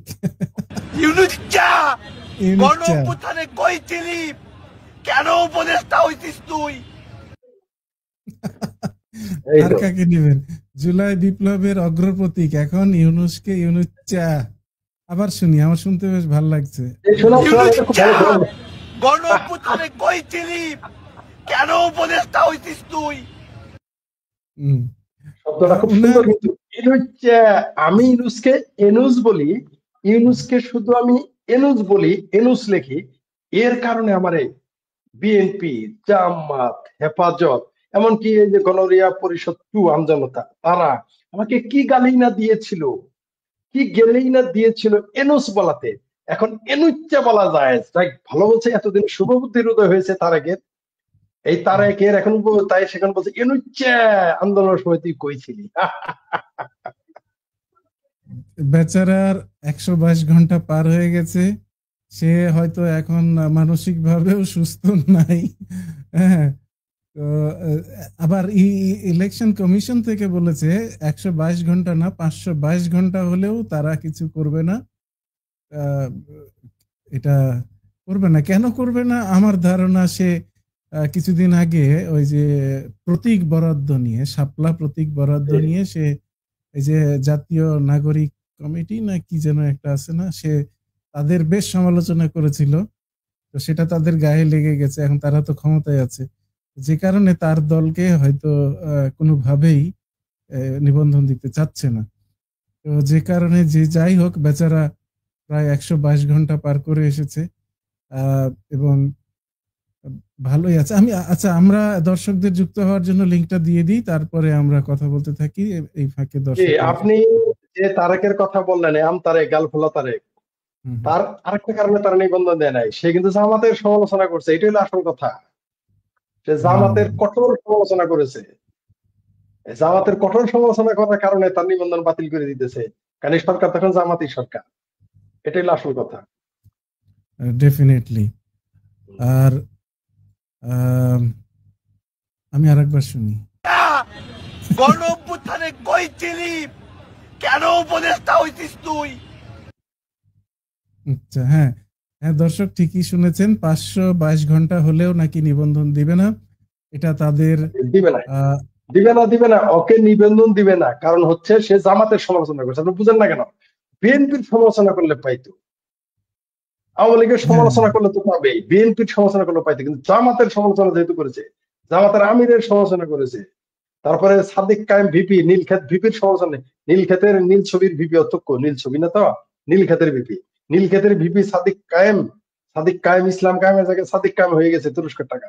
সে সাদিক কায়েমের সমালোচনা করছে, তারা তো নিবন্ধন দিবে না। এটাই স্বাভাবিক, এটাই স্বাভাবিক। মনে করেন আমি আপনার জাতীয় শ্বশুর, এখন আপনার জাতীয় শ্বশুরকে মানে যদি আপনার বাপকে নিয়েও সমালোচনা করেন, তাও তারা আপনি সুবিধা দিবেন, কিন্তু আপনার শ্বশুরকে নিয়ে সমালোচনা করলে আপনি তারা মাফ করবেন নাকি? তো ও যদি বিএনপি হলো বাপ আর জামাত হইলো শ্বশুর, তো শ্বশুরের সমালোচনা করছে, এটা কি মেনে নিতে পারবে সরকার? পারবে না, এই জন্য নিবন্ধন দিবে না। আচ্ছা, ঠিক আছে। আমাদের সাথে একজন দর্শক যুক্ত হয়েছে, কিন্তু আপনার ডিভাইসটি কানেক্টেড না। দয়া করে কানেক্ট করেন, আপনার ডিভাইস নট কানেক্টেড দেখাচ্ছে। আচ্ছা, আমরা আর একজনকে যুক্ত করি এই সময়ে। জি, SKB নয়ন জি, আপনাকে যুক্ত করা হয়েছে, আপনি কথা বলতে পারেন। আমার কথা শোনা যায় ভাই? জি, শোনা যাচ্ছে। রায়হান জুয়েল ভাই এবং কমরেড ফরিদ ভাই আমার সালাম নেবেন। সালাম না শুভেচ্ছা নেবেন? আচ্ছা, সালাম ও শুভেচ্ছা দুইটাই নিলাম। জি বলেন, সমস্যা নেই। আমি আমার একটা প্রশ্ন ছিল ভাই। প্রশ্নটা হচ্ছে যে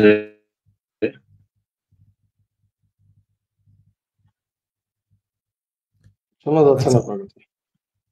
আপনার কথা শোনা যাচ্ছে না, একটু আবার বলেন, আপনার নেট খুব স্লো মনে হচ্ছে। এই যে আমরা অনলাইনে বা নেটওয়ার্কের অবস্থা খারাপ, শোনা যাচ্ছে। আচ্ছা, আপনাকে আমি একটু ব্যাক স্টেজে রাখলাম, আবার কানেক্ট করছি, কিংবা আপনি আরেকবার যুক্ত হতে পারেন কেটে দিয়ে। আপনার কথা শোনা যাচ্ছে না SK নয়ন, কথা শোনা না গেলে তো উত্তর দিতে পারবো না। আচ্ছা, জিকু রয়। জি, আমার কথা শোনা যাচ্ছে?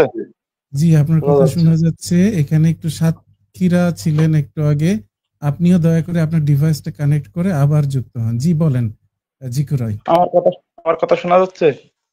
জি, শোনা যাচ্ছে।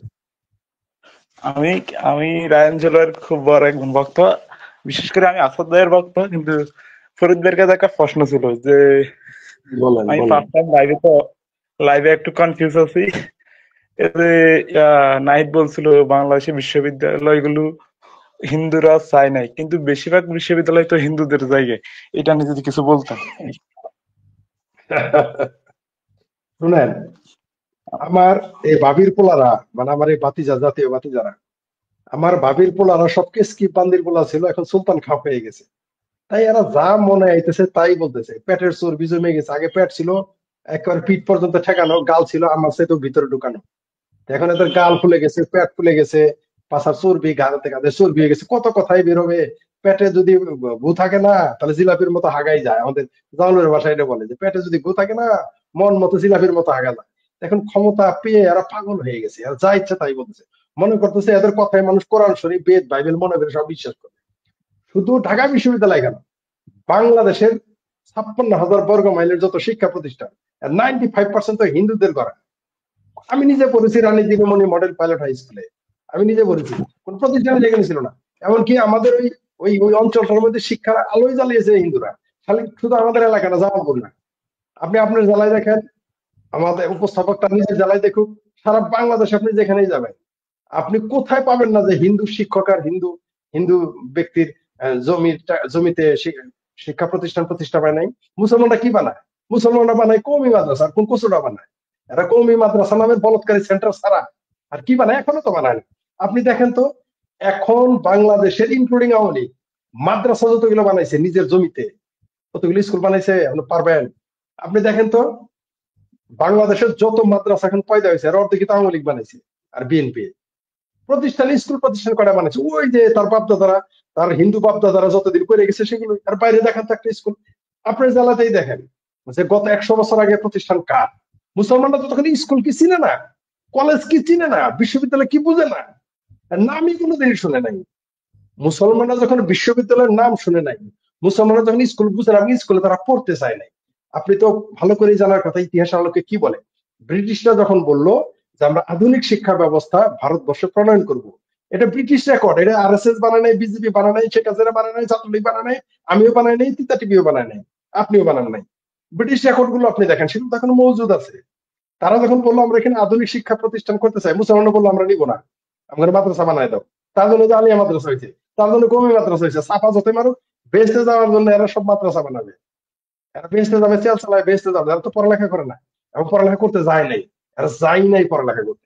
স্কুল শিক্ষা আপনি দেখেন তো বাংলাদেশে, আপনি জগন্নাথ বিশ্ববিদ্যালয় এখানে কি স্কুল কলেজ গুলো দেখেন তো, ওই পুরান ঢাকার মধ্যে দেখেন তো স্কুলগুলোর নাম কি? জগন্নাথ বিশ্ববিদ্যালয় কি মুসলমানে বানাইছে নাকি? জগন্নাথ কি মুসলমানের নাম? আমরা কি মনে হয়? আর সলিমুল্লাহ খানের, সলিমুল্লাহ ছিল তো ব্রিটিশের গোলাম, সলিমুল্লাহ খানের বিরাট কিছু হয়ে গেছে। রবীন্দ্রনাথ ব্রিটিশ, রবীন্দ্রনাথকে বলবে রঠা, বলবে রঠা ঠাকুর, তারা ব্রিটিশের গোলাম ছিল। সলিমুল্লাহ খান কে ছিল? সলিমুল্লাহ খান তো ব্রিটিশদের 1 নম্বর গোলাম ছিল। হ্যাঁ, এই অঞ্চলে পহেলা নাম্বার সবচেয়ে বড় গোলাম ব্রিটিশ ছিল সলিমুল্লাহ খান। এখন সলিমুল্লাহ খান এদের জন্য একটা বিরাট বেপলব হয়ে গেছে। আর রবীন্দ্রনাথ এত কিছু লিখে গেল, বলে গেল, করে গেল, এত কিছু, কারণ এদের ভালো লাগে না। আপনি দেখেন তো আপনার জেলা বা আমার জেলা যে কোনো জায়গায় বাংলাদেশে আনাচ্ছে কেন চাইছেন, তা দেখেন তো জায়গার নামগুলো কি? স্কুল কলেজের গুলি মারায় জায়গার নাম দেখেন তো, কি এলাকায় দেখবেন? রামনগর, কালীবাড়ি, শ্যামগঞ্জ, তারপর কি আপনার কি কৃষ্ণপুর, রামপুর, মোহাম্মদপুরের নাম আগে কি ছিল? আপনি দেখেন তো পুরান ঢাকাগুলোর নামগুলো আগে কি ছিল? পুরো অলি গলি। আমার এলাকায় একটা জায়গার নাম ছিল রামনগর, সেটাতে কাইটা বানাইছে আরামনগর। ঠিক আছে, আরামনগর আমার এলাকার নাম। আমি জেনে পয়দা হয়েছি এটার নাম হইলো, আমার যে অঞ্চল আমার বাপ দাদা জেনে পয়দা হয়েছে তার নাম শিমলা গোপীনাথ। আর আমি জেনে পয়দা হয়েছি সেটার নাম চন্দনপুর। কোথায় আপনি দেখেন তো যে জামালপুর নাম দেয়, যে পীরের আগে কোথেকে আইছে, কোন কি ইয়েমেন থেকে নাকি কি আফ্রিকা থেকে আইসে সরিষাবাড়ি জামালপুরের নাম হয়েছে জামালের নামে। জামালপুরের জামালপুর কিভাবে নাম হয়? এদের নাম ছিল সিংহজানি। সব আপনি দেখবেন, আপনি দেখেন তো নাম ভালো করে, আপনি দেখেন নাম দেখেন। আপনি ময়মনসিংহ স্টেশন আসেন, কি নাম?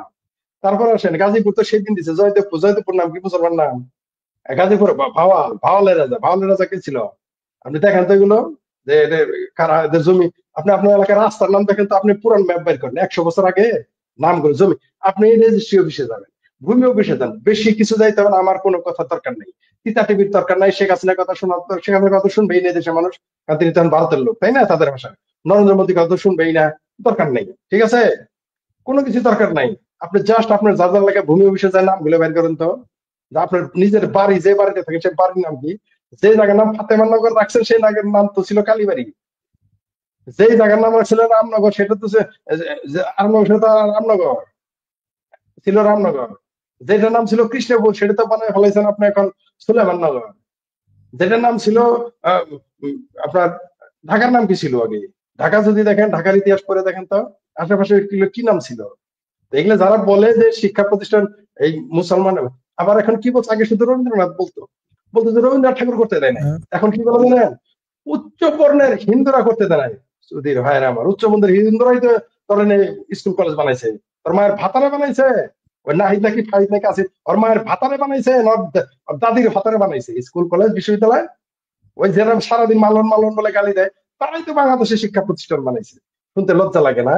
ওই শিক্ষা প্রতিষ্ঠান না থাকলে সারা জীবন গিয়ে কৌমি মাদ্রাসায় পড়ে থাকতো, তার মূল্য হইতো, তো লিল্লা খাইতে হইতো। আর পাকিস্তানের মতো জঙ্গি ভঙ্গি আফিম বেচার জঙ্গিগিরি করে খাইতে হইতো।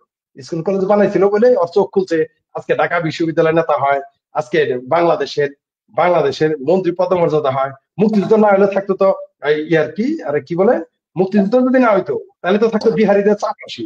ভালো লাগে না এদের, এদের এদের হিন্দু নাম শুনলে খারাপ লাগে, কিন্তু এরা কর্মচারী ছিল হিন্দু। এরা এরা স্কুল কলেজ শিক্ষক কাটছিল। আপনি ওটা না 30 বছর না 25 বছর আগে দেখেন তো সব স্কুলের শিক্ষক ছিল হিন্দু। মুসলমান পড়ালেখা করছে নাকি শিক্ষক হবে?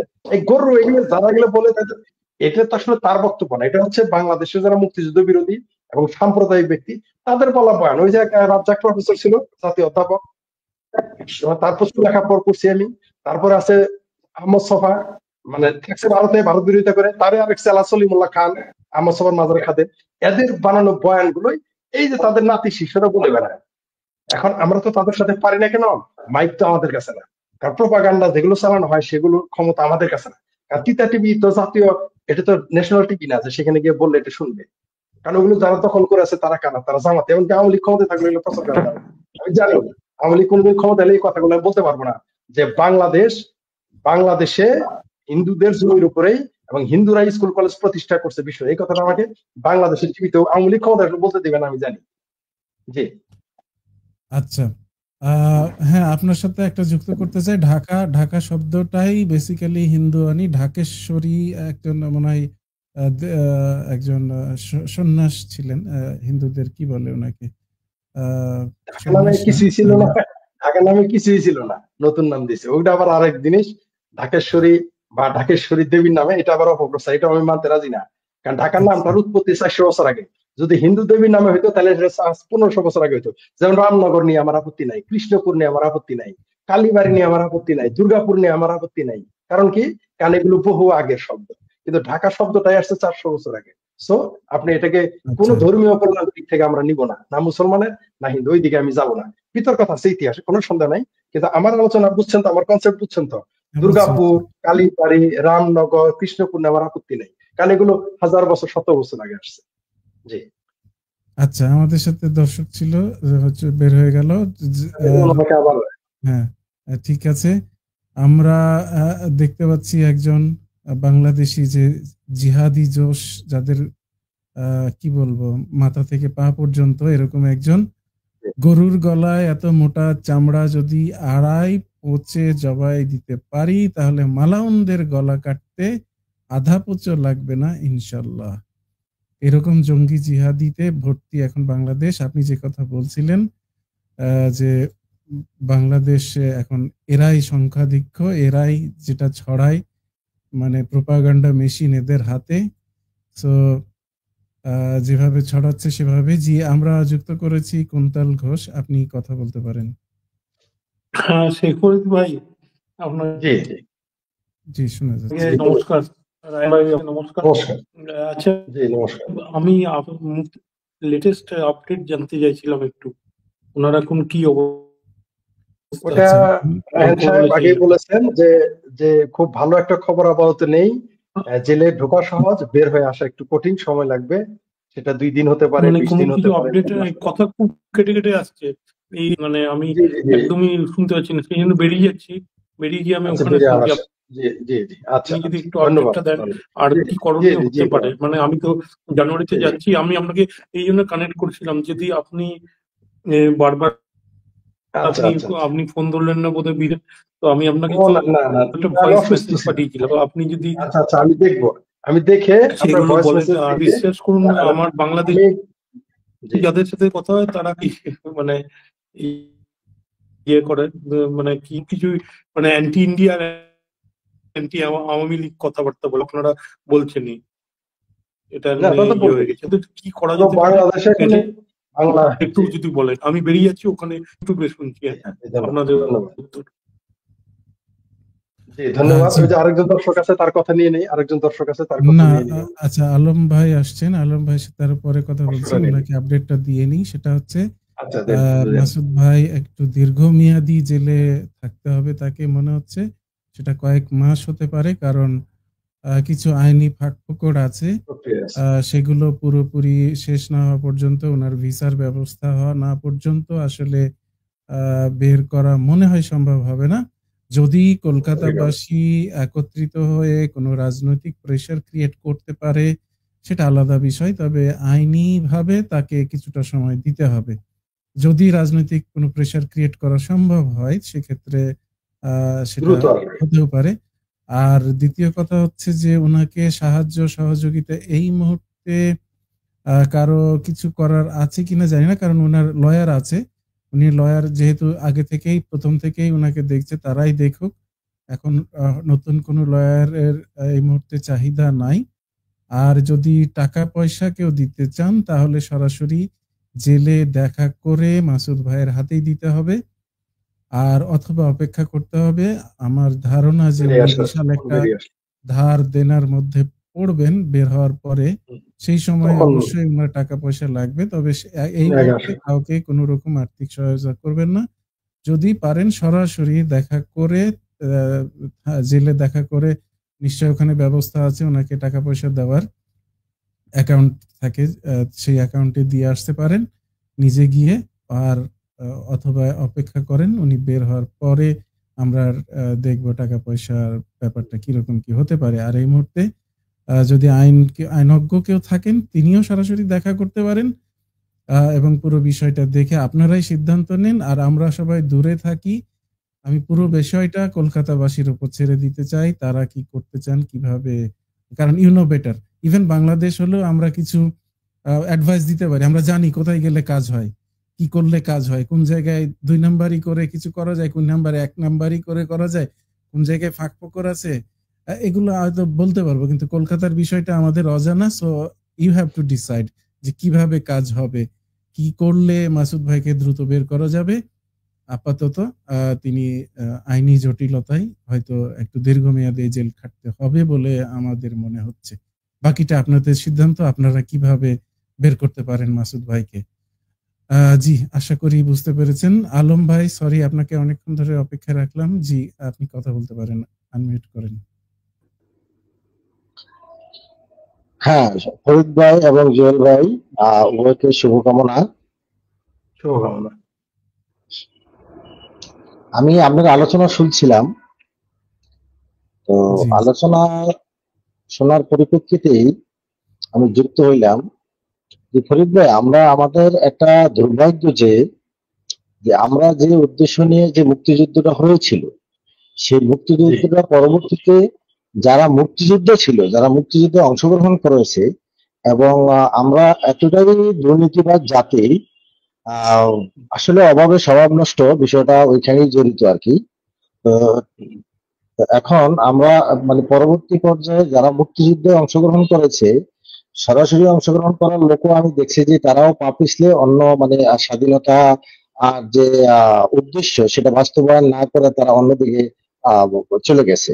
যেমন এরশাদের দলে যোগ দিছে, যেমন জিয়াউর রহমানের নতুন দলে যোগ দিছে শুধুমাত্র পদ পদবি পাওয়ার জন্য গেল এটা। হ্যাঁ, এবং পরবর্তী পর্যায়ে মানে একটা সময় হয়তো গেছে, পরবর্তী পর্যায়ে এটাও দেখলাম আমি যে না মানে 96 সালে আওয়ামী লীগ ক্ষমতা আসার পরে পরবর্তী পর্যায়ে যখন খালেদা জিয়া আবার নির্বাচন হলো, তখন অনেক আওয়ামী লীগ নেতা আপনার বিএনপিতে যোগ দিছে। যোগ দেওয়ার কারণ হলো এই, কারণ হলো আওয়ামী লীগে এর সিরিয়াল অনেক পেছনে, মানে এর নমিনেশন পাইতে মানে অনেক দেরি হবে, তখন সে এটা সহ্য হয় নাই। বিএনপিতে গেলে সে দেখা গেছে যে 1 নম্বর সারিতে চলে আসতেছে, যেই জন্য বিএনপিতে যোগ দিছে, বিএনপিতে যোগ দিয়ে নমিনেশন নিছে, নিয়ে এমপি হয়ে গেছে।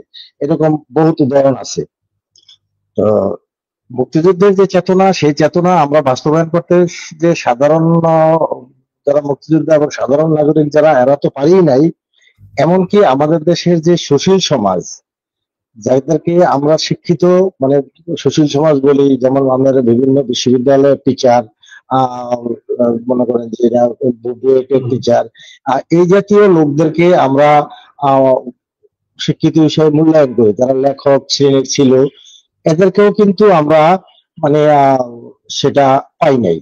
আমি এই যে বঙ্গবন্ধু আপনার ইয়েকে অধ্যাপক আব্দুর রাজ্জাককে জাতীয় অধ্যাপক করেছিল, এবং এই জাতীয় অধ্যাপক আব্দুর রাজ্জাক এবং এর শিষ্য যে আহমেদ ছোফা, এদেরকেও আমি দেখছি যে এদের মধ্যেও কিন্তু এই মুক্তিযুদ্ধের চেতনাটা নাই। এবং আমরা আমাদের এটাই দুর্ভাগ্য যে আমাদের যে সুশীল সমাজ, যারা লেখক, যাদের বই পড়ে আমরা সংশোধন হব, মানে এদেরকেও আমরা মানে মুক্তিযুদ্ধের চেতনার ধারক হিসেবে পাই নাই, যে জন্য আমাদের আজকে এই দুর্গতি। আর না হয় যদি আমরা প্রকৃত ইতিহাস জানতাম, প্রকৃত ঘটনা জানতাম, তাহলে আমাদের মানে সন্তানরা, আমরা যারা নাকি হয়তো ভুল করে সে সময় মুক্তিযুদ্ধ বিরোধী করেছি, বা অনেকে ইন্ডিয়া থেকে পাকিস্তানে আসছে, তাদের মাতৃভূমি ছাইরা তারা আসছে, পাকিস্তানকে ভালোবেসে পাকিস্তানকে সমর্থন করে, এবং সীমান্তবর্তী এলাকায় দেখা যায়, এদের সাথে আমার আলাপ হয়েছে যে এরা বাংলাদেশে আসছে আমরা পাকিস্তানকে ভালোবেসে পাকিস্তানকে সমর্থন করে, এরা তো বাংলাদেশ চায় নাই। তো পরবর্তী পর্যায়ে এরা কখনোই আপনার বাংলাদেশটা আবার পাকিস্তান থেকে আলাদাভাবে স্বাধীন হবে এবং বাংলাদেশ নামে একটা রাষ্ট্র হবে, এটা এদের মধ্যে ছিল না। এবং পরবর্তী পর্যায়ে 2015 সাল পর্যন্ত এদের মধ্যে দেখছি যে এরা এন্টি আওয়ামী লীগ, হয়তো অনেকে বিএনপি পছন্দ করে না, কিন্তু এন্টি আওয়ামী লীগ একটা মনোভাব তাদের মধ্যে আছে। আরেকটা জিনিস হলো যে না, আমরা ওই সময় আমার তো তখন মুক্তিযুদ্ধে যাওয়ার বয়স হয় নাই, কারণ আমি তখন 7ম শ্রেণীতে পড়ি। তখন আমার যে সিনিয়র ভাইয়েরা ছিল, যারা 10ম শ্রেণীতে পড়ছে, তারা মুক্তিযুদ্ধে অংশগ্রহণ করছে। কিন্তু আমাদের যে প্রজন্ম, মানে যারা তখন আমরা আমাদের দেশে যারা নাকি একটু ঐতিহ্যবাহী লোক ছিল, তারা কিন্তু আমি দেখছি যে চেয়ারম্যান মেম্বার যারা আছে, এরা কিন্তু মুসলিম লীগ করতো, এবং তারা আবার আমাদের যে জামায়াতে ইসলাম করতো। এক শ্রেণীর লোক, এই যে হুজুর টাইপের যারা ছিল, এরা এই আমাদের জামাতে ইসলাম করতো। এবং পরবর্তী পর্যায়ে এদের যে নেক্সট প্রজন্মটা, আমাদের প্রজন্মটাকে আমরা শুধু এই সুশীল সমাজের কারণে আমরা ধরে রাখতে পারি নাই।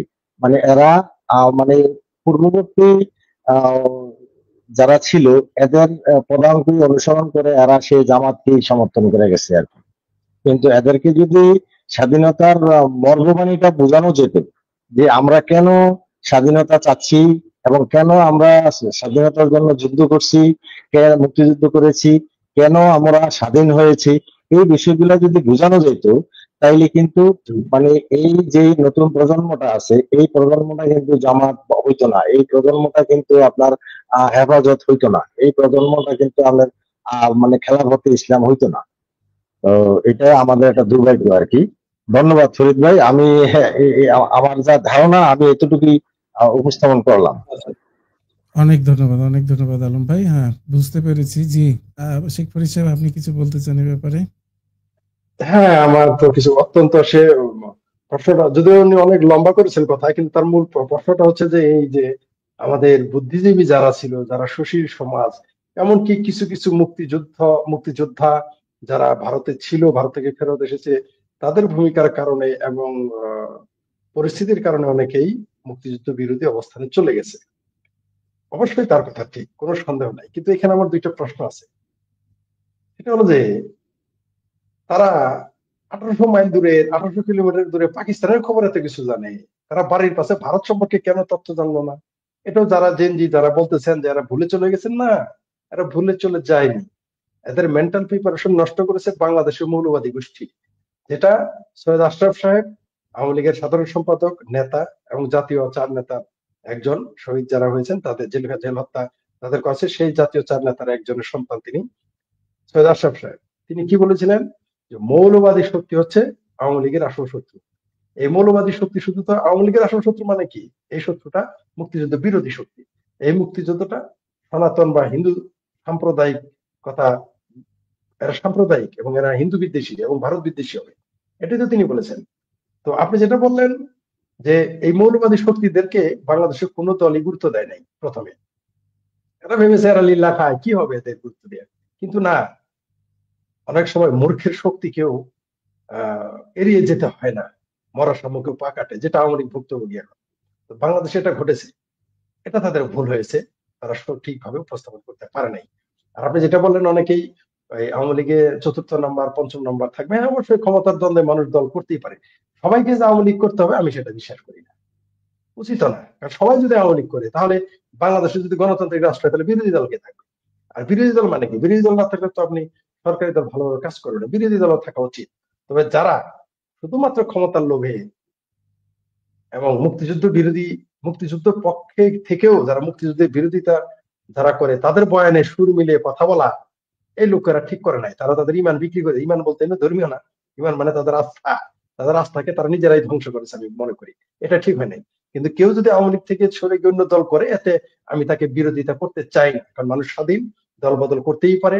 কিন্তু মুক্তিযুদ্ধের চেতনা থেকে কেউ সরে যাবে এটা মেনে নেওয়া যাবে না, সেটা মুক্তিযুদ্ধে অংশগ্রহণ করে হোক আর মুক্তিযুদ্ধে অংশগ্রহণ না করে হোক। এই দেশের মানুষ যখন মুক্তিযুদ্ধের চেতনা বাইরে চলে যাবে, তালমেকুস কালা হয়, এর জন্য শুধুমাত্র কোনো দল গোষ্ঠী বা বুদ্ধিজীবীকে দোষ দিলে হবে না। আমি অবশ্যই বুদ্ধিজীবীদের দোষ দেবো, তাদের দায় সবচেয়ে বেশি, কারণ দেশের মূলত নেতৃত্ব দেয় বুদ্ধিজীবী শ্রেণী, সারা পৃথিবীতেই বুদ্ধিজীবী শ্রেণীর নেতৃত্ব দেয়। কিন্তু বাংলাদেশের মগজ দখল করে আছে বাংলাদেশের মৌলভী এবং মসজিদের খাদেমেরা। This is the main problem. আর আপনি যেটা বললেন যে তরুণেরা এটা বিভ্রান্ত হয়েছে, হ্যাঁ এদের কারণে প্রোপাগান্ডার কারণে বিভ্রান্ত হয়েছে, কিন্তু তরুণেরা যে আবার বললাম তারা 4000 মাইলের হামাস সন্ত্রাসীদের খোঁজ রাখে, তারা 5000 10,000 মাইল দূরে কি হইলো, কোন মুসলমান মেয়র হইলো, কোন মুসলমান এমপি হইলো, কোন মুসলমানের গায়ে ঢিল দিল, এগুলো খোঁজ খবর রাখে। আর এই বাড়ির সাথে বেনাপোলে বর্ডার, বাংলাদেশের সাথে দীর্ঘতম বর্ডার হলো ভারতের সাথে আমাদের কি আর ইস্তা হয়? নেগেটিভ সব জানলো আর পজিটিভ জানতে চাইলো না। এইখানেও আমার দুইখান কথা আছে। তুমি নিজের বাপের খোঁজ রাখলা না, শ্বশুর বাড়ির সব, শ্বশুর কি খায়, শাশুড়ি কি খায়, শালা কি খায়, শালি কি খায়, শালির বাড়ির কামের ছেড়ি কি খায়, শালার বাড়ির কামের বেটা কি খায়, তার গায়ে কি পোশাক, সব পোলায় জানে। পোলায় শুধু জানে না তার ফুফু কি খায়, তার খালা কি খায়, তার মায়ে কি খায়, তার বাপের কি খায়, এই খোঁজ জানে না, তার ভাই কি খায় জানে না। কিন্তু শালির শালির শালির পোলা, শালির বইনের পোলা, তাদের জন্য এত দরদ উঠে যদি পোলা, সেই পোলা সম্পর্কেও কিন্তু সন্দেহ রাখতে হবে। তার মানে জেনজিরা শুধু বিভ্রান্ত হয়েছে এটা যেমন সত্য, তেমনি সত্য জেনজিরা কেন তার ইতিহাস জানলো না, এইখানে দুইখান কথা আছে। মানে মানসিক ভাবে তারা এইভাবে প্রস্তুতি নিয়েছে। এর জন্য শুধু যে আওয়ামী লীগ দেয় আমি তা করবো না, আওয়ামী লীগ অবশ্যই দায়ী, বুদ্ধিজীবীরা অবশ্যই দায়ী, দল থেকে মুক্তিযুদ্ধের অবশ্যই দায়ী, কিন্তু সে এত কিছু জানে ওটা জানলো না কেন? সে কোচিং সেন্টারে 15 বছর পড়ালেখা করলো, একটাও মনে নাই, ডারউইনবাদ তার মনে নাই, পদার্থবিজ্ঞানের থিওরি তার মনে নাই, সংজ্ঞা তার মনে নাই, ম্যাথমেটিক্স এর কথা মনে নাই, দর্শনের কথা মনে নাই, মুতাদিলার কথা মনে নাই, বুদ্ধ দর্শনের কথা মনে নাই, কিন্তু তার মনে আছে ওই যে কোচিং সেন্টারে বলছে 71 সালে শেখ মুজিব কিন্তু পালায় গেছিল বাংলাদেশকে ভারতের হাতে তুলে দেওয়ার জন্য পাকিস্তানে, এটা তো ঠিকই তার মনে আছে, এইটা তার মনে আছে। কিন্তু ওই বইয়ের ইতিহাসে যে লেখা ছিল 71 সালে বঙ্গবন্ধুর কি ভূমিকা, ওই বইয়ে যে লেখা ছিল মুক্তিযুদ্ধে কারা আমাদের হত্যা করছে, কারা আমাদের ধর্ষণ করছে, সেই পাকিস্তানি বাহিনীদের কোলাবোরেট মানে সহচর সঙ্গী, অন্যতম সঙ্গী জামাত, আল বদর, রাজাকার, আল সামস, নেজাম ইসলাম, মুসলিম লীগ, এগুলোর কথা তো লেখা ছিল, সেগুলো সে মনে রাখতে পারে না। এটা জেনজিদেরও ব্যর্থতা, এটা মানতে হবে, এটা আপনার স্বীকার করতে হবে। জি ধন্যবাদ আপনাকে। আর ওই যে একজন একটা ফরিদ ভাই, আমি আমি আমি যে কথাটা বুঝাতে চাইছিলাম এখানে একটু গ্যাপ হয়ে গেছে। মানে আপনি যে কথাটা বললেন বিরোধী দলের ব্যাপারটা, মানে আমার বক্তব্য কিন্তু আপনার সাথে সব বিষয়ে একমত পোষণ করে এগুলো বলছি। হ্যাঁ না, আমি আবার ওই জিনিসটার মধ্যে একমত। মানে আমাদের দেশে যে বিরোধী দল থাকতে হবে এবং বিরোধী দলটা এবং শক্তিশালী একটা বিরোধী দল হইতে হবে, এবং এই বিরোধী দলটা হইতে হবে মুক্তিযোদ্ধার চেতনায় উদ্বুদ্ধ। আমি কিন্তু বলতেছি না, আমি বলতেছি না যে বিরোধী দল থাকবে না, বিরোধী দলকে দমন করে দাও, ইয়া করে দাও, না। আমি আপনার দলকে, আপনার দলের সাথে, আপনার দলের অনেকের সাথে আমার মতানৈক্য থাকতে পারে, আপনাদের দেশ পরিচালনার মধ্যে আমার মতানৈক্য থাকতে পারে, সেই জন্য আমি বিরোধী দল করবো। এবং সেই বিরোধী দলের যারা থাকবে তারাও কিন্তু সেই মুক্তিযুদ্ধের চেতনা থেকে বিচ্যুত হইলে হবে না। আপনি ওয়ার্ল্ডের যে কোনো উন্নত দেশে, সেটা আমেরিকার থেকে আরম্ভ করে ইউরোপের যে কোনো দেশ, এবং আমি পার্শ্ববর্তী দেশ ভারতের উদাহরণ আমি দিলাম না, কারণ এটা সবচেয়ে বড় উদাহরণ, কিন্তু তারপর আমি দিলাম না। ইউরোপ এবং আমেরিকার যে সমস্ত দেশে আমরা যারা নাকি উন্নত দেশ, তা সেখানে গিয়ে দেখবেন মানে রাষ্ট্র ক্ষমতায় লোক আছে, বিরোধী দলের লোক আছে, কিন্তু বিরোধী দলের লোকও কিন্তু দেশপ্রেমিক। তারা কিন্তু এরকম মানে দেশকে নষ্ট করার জন্য, দেশকে পিছনে ফেলার জন্য তারা কাজ করে না। ওকে, ধন্যবাদ ফরিদ ভাই। হ্যাঁ, আপনার সাথে একেবারেই যেটা বলছেন এটার সাথে আমি শতভাগ একমত, শতভাগ। জি, আর ওই যে রায়হান সাহেব আপনি যেটা দেখালেন টিভির স্ক্রিনে, যে সে বলেছে যে গরুর চামড়া যদি জবাই করা যায় তাহলে মালওয়ানদেরকে হত্যা করা যাবে, সে লিখেছে। এই কাজটা যদি কোনো হিন্দু এতক্ষণ করতো, উল্টা কথা, বাংলাদেশের একটা হিন্দুর বাড়ি ঠিক থাকতো, মিছিল কয়টা হইতো? বাংলাদেশের কোন হিন্দু যদি লিখতো যে এই জবনের বাচ্চাদের জবাই করতে হবে, আপনারা যেমন মুসলমানদের মালনের বাচ্চা বলেন, হিন্দুরাও কিন্তু মুসলিমদের জবনের বাচ্চা বলে, এটা জেনে নিয়ে। তো আপনারা যেমন সামনে বলেন, তারা সামনে সাহস পায় না, তারা নিজেরা একা থাকলে বলে। এই জবনের বাচ্চাদের জবাই করতে হবে, এটা যদি কোনো হিন্দু সম্প্রদায়ের ব্যক্তি এইভাবে লিখতো, তাহলে তিতা টিভি যতক্ষণ দেখাইছে এই সময়টুকুর মধ্যে বাংলাদেশে 1 লক্ষ হিন্দু মারা যেত, 1 লক্ষ বাড়িঘর জ্বালিয়ে দেওয়া হতো এইটুকু সময়ের মধ্যে। কিন্তু যেহেতু একটা সম্মানিত, মহাপবিত্র, মহাসম্মিত মুসলমানের বাচ্চা বলেছে, আরব মরুর ডাকাতের আদর্শের লোক বলেছে, খুনির কথা বলে, খুনির অনুসারী বলেছে, এখন কোনো সমস্যা নেই। এই কথাটা যদি এতক্ষণ ভারতের কোন বিজেপির বা আরএসএস বা শিবসেনার কোন ব্যক্তির পোস্টে পায়, ভারতের যে কোনো হিন্দুর পোস্টে এই লেখাটা থাকতো, বাংলাদেশের প্রতিবাদ হইতো, আন্দোলন হইতো। বাংলাদেশেও কোনো হিন্দু যদি এই কথা লিখতো মুসলমানদের ব্যাপারে, তাহলে ভারতে চিঙ্কু মামেরা সবার আগে মিছিল করতো, এই যে দেখো বাংলাদেশের হিন্দুরা কিরকম জঘন্য সন্ত্রাসী।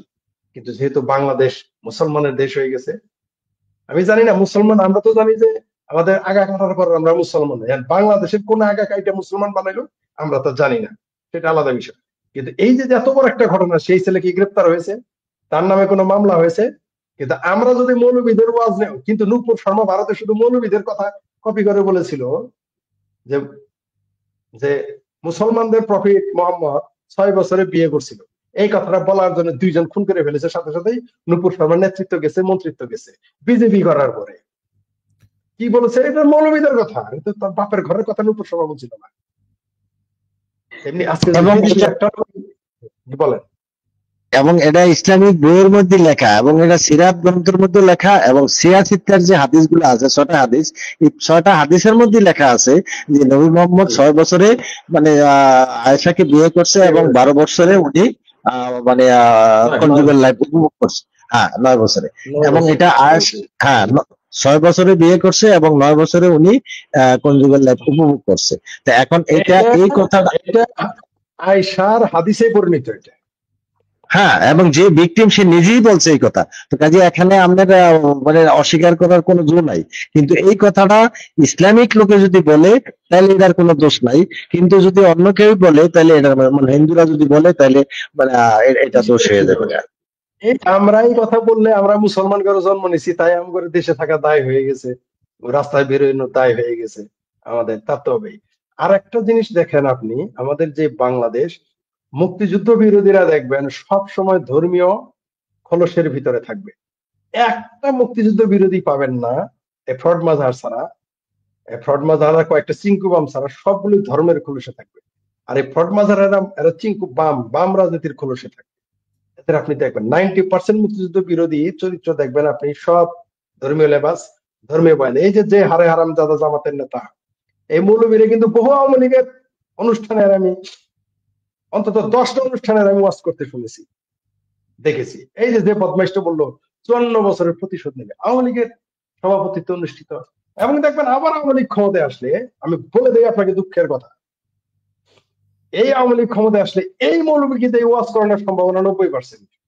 এবং সেদিন যেদিন আমি বিরোধিতা করব যে এই হারামজাদা জামাতের মৌলবীকে ওয়াজের মঞ্চ থেকে কিক আউট কেন করলো না, দেখবেন আমার এই গালাগালি শুরু করবে। আমি জানি আমি জানি এই মামুনুলকে যখন আমি বলবো, এই মামুনুলকে নিয়ে কথা বলার জন্য বহু আওয়ামী লীগের লোক আমাকে গালাগালিজ করতো, যখন হেফাজতকে আওয়ামী লীগ শেল্টার দিত।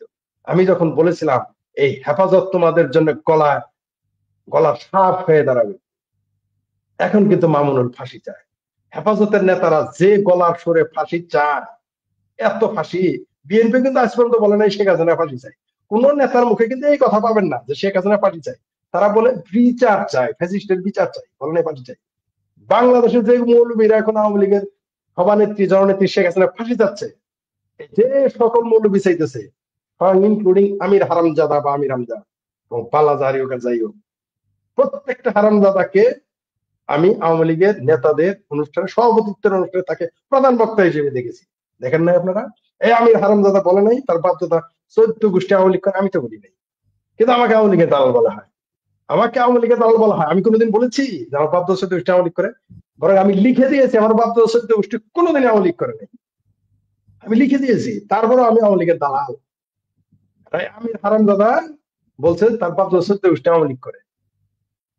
গলা ফের ফারকে ফারকে বলা থা, আর আজকে শেখ হাসিনা ফাঁসি যায়, আওয়ামী লীগ করা হারাম। এই আমির হারামজাদা বলেছিল শেখ হাসিনাকে ভোট না দিলে, শেখ হাসিনাকে সমর্থন না করলে সে জাহান্নামে যাবে। এখন সে জামাতের টিকিট নিয়ে ইলেকশন করে। আমরা তো জানি এদের চরিত্র। আজকে একটা লোকের পোস্ট দেখেছি আমি, উনি আমার খুব আচ্ছা ফরিদ ভাই, আজকে আরো অনেক দর্শক আছে, আমরা আরো কয়েকজনের সাথে কথা বলবো, কথা অনেক লম্বা হয়ে যাচ্ছে, আমরা 1.5 ঘন্টা পার করে ফেলেছি। সুমন ভাই অনেকক্ষণ ধরে অপেক্ষায় আছেন, অনেক ধন্যবাদ সুমন ভাই। আলম ভাই, থ্যাংক ইউ সো মাচ যুক্ত হওয়ার জন্য। আমরা শীঘ্রই আরো বড় প্রোগ্রাম করব আপনাকে সহকারে। তো দেখা হবে আবার। আচ্ছা, আমি বের হয়ে যাই, আমি শুনি নাকি?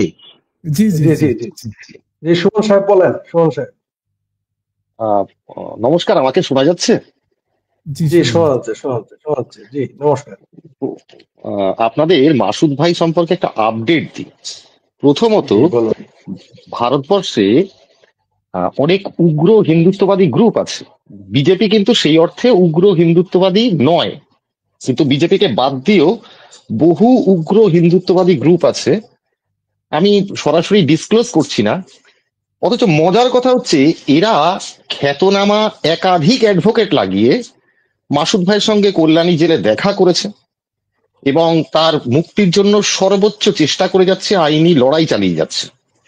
এটা ফরিদ ভাই হয়তো পার্সোনালি জানেন। এরা এতটাই ভয়ঙ্কর হিন্দুত্ববাদী, আমি আপনাকে একটা উদাহরণ দিই তাহলে বুঝতে পারবেন। আমি যদি আজকে প্রকাশ্যে ধর্মত্যাগের ঘোষণা দিই, এরা আমাকে বলবে নকশাল অথবা চিঙ্কুবাম, ফরিদ ভাইয়ের ভাষায়।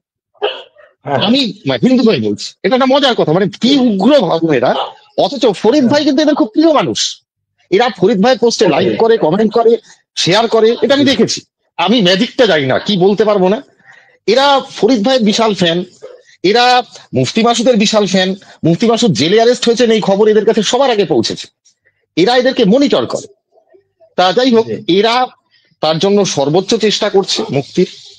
এদের যথেষ্ট টাকা পয়সা আছে, টাকা পয়সার খুব একটা প্রয়োজন আছে বলে আমার মনে হয় না। নিজেরাই জোগাড় যন্ত্র করে সমস্ত কিছু করছে। আর আরেকটা জিনিস আমি রায়হান জুয়েল ভাইকেও বলবো, আর বাকি যারা মুফতি মাসুদ ভাইয়ের মুক্তির জন্য চেষ্টা করছেন তাদেরও বলবো, যে দেখুন, পশ্চিমবঙ্গ তো ভারতের একদম ক্ষুদ্রাতি ক্ষুদ্র জায়গা, অতি ছোট একটা অংশ। আর পশ্চিমবঙ্গের জনসংখ্যা কত? 10 কোটি 12 কোটি। এবার পশ্চিমবঙ্গে এই 10-12 কোটি মানুষের মধ্যেও হয়তো দেখা যাবে খুব বেশি হলে 5,000-10,000 লোক আপনাদের হয়তো প্রোগ্রামগুলো শোনে বা মুফতি মাসুদ ভাইকে ভালোবাসে, চেনে, ইত্যাদি। এবার এই সামান্য সংখ্যক লোক যারা আছে তারাও পশ্চিমবঙ্গের বিভিন্ন প্রান্তে থাকে। আর পশ্চিমবঙ্গের বাইরে বাংলা ভাষাটা কিন্তু কেউ বোঝে না। এটা ফরিদ ভাই যেহেতু একাধিকবার ভারতে ভ্রমণ করেছেন, ফরিদ ভাইয়ের অভিজ্ঞতা আছে। হ্যাঁ, সুতরাং আমার মনে হয় আমাদের বেশ ইন্টারনেটে বা ফেসবুকে বা ইউটিউবে মুফতি মাসুদ ভাইয়ের জন্য আওয়াজ তোলাটা জরুরি, কিন্তু সেটা যেন এত ব্যাপক না হয় যাতে মুফতি মাসুদ ভাইয়ের কোনো ক্ষতি হয়। এটা ব্যাপারটা চুপচাপ হয়ে যাওয়াই আমার মনে হয় ভালো। আর দ্বিতীয় আরেকটা কথা বলি, এই উগ্র হিন্দুত্ববাদীরা আমাদের সম্ভবত 5ই নভেম্বর অথবা 8ই নভেম্বর এরকম একটা কলকাতায় নাস্তিক সম্মেলন হয়েছিল। এরা কিন্তু সেই নাস্তিক সম্মেলনে যারা ছিলেন তারা সবাই হিন্দু, কেউ মুসলিম নন। হয়তো মাসুদ ভাই বাইরে থাকলে মাসুদ ভাই হয়তো যোগদান করতে। এরা সেই নাস্তিক সম্মেলন যারা করেছিল তাদেরকে পর্যন্ত তুলোধনা করেছে এবং তাদেরকে আরবান নকশাল, টিঙ্কুবাম, মানে যা মুখে আসে ভাই বলে গালিগালাজ দিয়েছে। ঠিক আছে, অথচ ওই যে বললাম মজার ব্যাপার, এরা শেখ ফরিদ ভাইয়ের ফ্যান, এরা মুফতি মাসুদ ভাইয়ের ফ্যান, এরা রায়হান জুয়েল ভাইয়ের ফ্যান। আমি জানি না কি রহস্যটা কি, আমি জানি না। তা যাই হোক, এটা হচ্ছে মোটামুটি মাসুদ ভাই সম্পর্কে একটা আপডেট। যদি আপনারা পারেন, খুব বেশি আওয়াজ তোলার দরকার নেই। আর যদি পরবর্তী সময় মাসুদ ভাইয়ের ফান্ড রাইজিং এর প্রয়োজন হয়, ক্রাউড ফান্ডিং এর প্রয়োজন হয়, তাহলে সেই ক্রাউড ফান্ডিং এর সেটা পরে ভাবা যাবে, পরে হবে। এই পর্যন্ত শেখ ফরিদ ভাই যদি কিছু বলতে চান এই সম্পর্কে বলতে পারে। না, আমরা আসলে আপনি যেটা বললেন যে আমরা একটু নীরব আছি, আমরা মানে একবার ওই যে মানে কথা আছে না, কখনো মানে জবান মানে জিভ বা কথা এমন একটা শক্তি যে একবার বের হয়ে গেলে ফিরে আনা যায় না। অনেক সময় দেখা গেছে কথার জন্য সে আরো বিপদে পড়তে পারে, তাই আমরা নীরব আছি। তো আপনি তথ্য দিয়েছেন এই জন্য ধন্যবাদ। যারা আমাদের সমর্থন করে, আপনি বললেন যে তারাও কট্টর কিন্তু আমাদের সমর্থন করে, তাদেরকেও ধন্যবাদ জানাইতে হয়, যেহেতু সমর্থন করে ধন্যবাদ তো দিতেই হবে।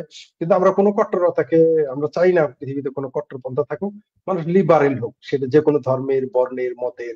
আর আমি যতদূর জানি ভারত লিবারেল, কারণ হলো যে ভারতের যে রাজনীতি, শুধু সেটা বলবো না আমি, বরং আমি মনে করি ভারতের রাজনীতি গত 70 বছরে আস্তে আস্তে আস্তে আস্তে কঠোর হয়েছে।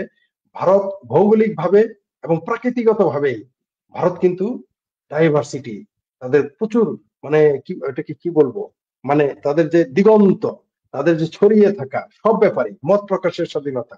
হিন্দু ধর্মে আপনি অ্যাথিস্ট হলেও, ইসলাম ধর্মে কিন্তু অ্যাথিস্ট হলে আপনার মুসলমান থাকার সুযোগ নেই, প্রশ্নই আসে না।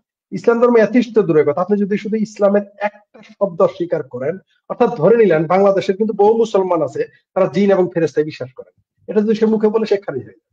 বাংলাদেশের বহু মুসলমান আছে যে, বাংলাদেশে না পৃথিবীর বহু মুসলমান আছে যে তারা ধর্মের এই অংশ মানে ওই অংশ মানে না, কিন্তু এটা যদি মুখে শুধু একবার বলে সে মুসলমান থাকতে পারবে।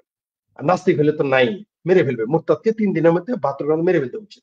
সুতরাং কিন্তু ভারতের সুযোগ আছে, আপনি যদি অ্যাথিস্ট হয়ে যান, অর্থাৎ আপনি নিজেকে নস্তিক মানে না অস্তিত্বে বিশ্বাস করেন, কোন অস্তি নাই, তবু আপনি হিন্দু ধর্মে থেকে যেতে পারেন। এটা ভারতের ধর্ম দর্শন আপনাকে পারমিট করে। কারণ ভারতের পুজোর গুলো দেখলে আমরা বুঝতে পারি তাদের পুজো পদ্ধতিটা এমন যে আপনি বহু দেবতায় বিশ্বাস করেন, মানে যারা ধর্ম পালন করে বহু দেবতায় বিশ্বাস, যে দেবতা ইচ্ছা বিশ্বাস করতে পারে। সুতরাং এখানে তাদের একটু ডাইভার্সিটি, সহনশীলতা বিদ্যমান হয়।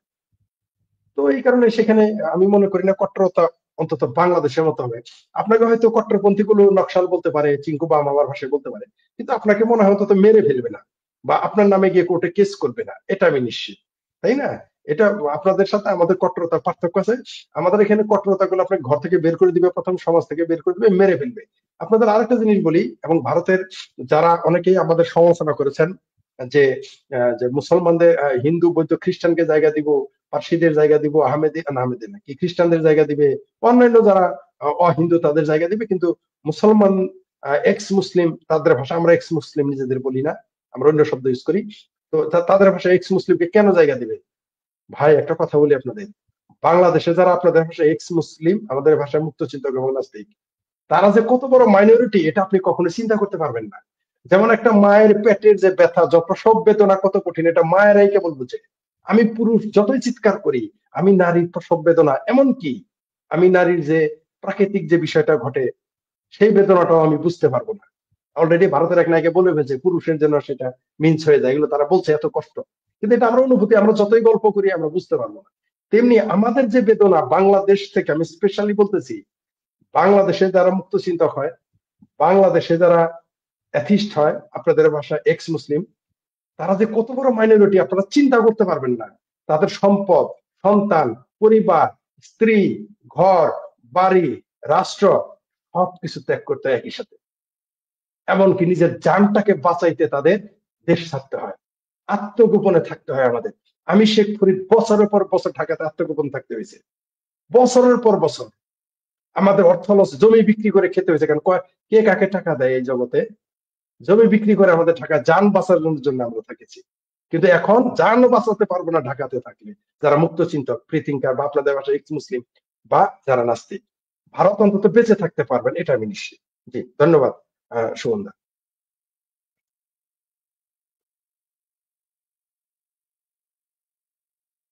শোনা যাচ্ছে, মাইক আনমিউট করেন। রায়হান জুয়েল মাইক সাইফুল যুক্ত আছেন, আপনি আনমিউট করে কথা বলতে পারেন। সুমন ভাইয়ের সাথে আমি জি কমরেড লাল সালাম। হ্যাঁ লাল সালাম, লাল সালাম। জি কমরেড, আমি আপনার খুব খুব মানে পরিচিত আপনার এবং সামাদ ভাইয়ের। আপনাকে নিয়ে আমি খুব টেনশনে আছি ভাই। জি জি জি জি হোয়াটসঅ্যাপে আমাদের অনেক যোগাযোগ হয়েছে, অনেকবার কথা বলছি আমরা দুই ভাই। চিনতে পারছেন ভাই? জি জি চিনতে পারছি, বলুন প্লিজ বলুন। তো সত্য কথা বলতে কি, আমি আপনাকে নিয়ে খুব টেনশনের মধ্যে আছি। জি ধন্যবাদ। মাসুদ ভাইকে যেদিন গ্রেপ্তার করলো তারপর থেকে আমি আপনাকে নিয়ে টেনশনে আছি। জানি না আপনি কি বের হয়ে যেতে পারছেন না, ভারতে আছেন, এটাও আমি জানি না। আচ্ছা আপনি যেহেতু ওনার হোয়াটসঅ্যাপে কথা আছে, হোয়াটসঅ্যাপে কিছু হোয়াটসঅ্যাপে আলাপ করবেন। আজকে যদি রাজনৈতিক অবস্থা পরিস্থিতির ব্যাপারে কোনো প্রশ্ন থাকে আপনি প্লিজ সেটা বলেন। বাংলাদেশের যে অবস্থা রাজনীতি নিয়ে আমরা আজকে আলাপ করছি। ফরিদ ভাই তো জানাই, আমরাও তো গা ঢাকা দিয়ে আছি, নিজেদেরকে আত্মগোপন করে আছি। তো ঠিক আছে, কি বলবো ফরিদ ভাই, আপনি সাবধানে থাকবেন। আপনার জন্য আমার অনেক শুভেচ্ছা। বুঝতে পারছি। জি ভাই লাল সালাম। টিটু ভাই ভালো থাকবেন, আপনাকে ধন্যবাদ। আমিও আপনার ভক্ত। টিটা টিভি আমি অনেক আগের থেকে দেখি। টিটু ভাই টিটা টিভি আমি অনেক আগের থেকে ইয়ে করি। জি জি জি থ্যাংক ইউ সো মাচ। আপনি নিরাপদে থাকেন, সাবধানে থাকেন, ভালো থাকবেন, নিরাপদে থাকবেন। জি আচ্ছা, আমি কয়েকটা জিনিস, আপনি এই প্রশ্নটার উত্তর দিবেন কিনা দেন, একজন দর্শক জানতে চাচ্ছে। এটা দেখেন আপনি পড়ে।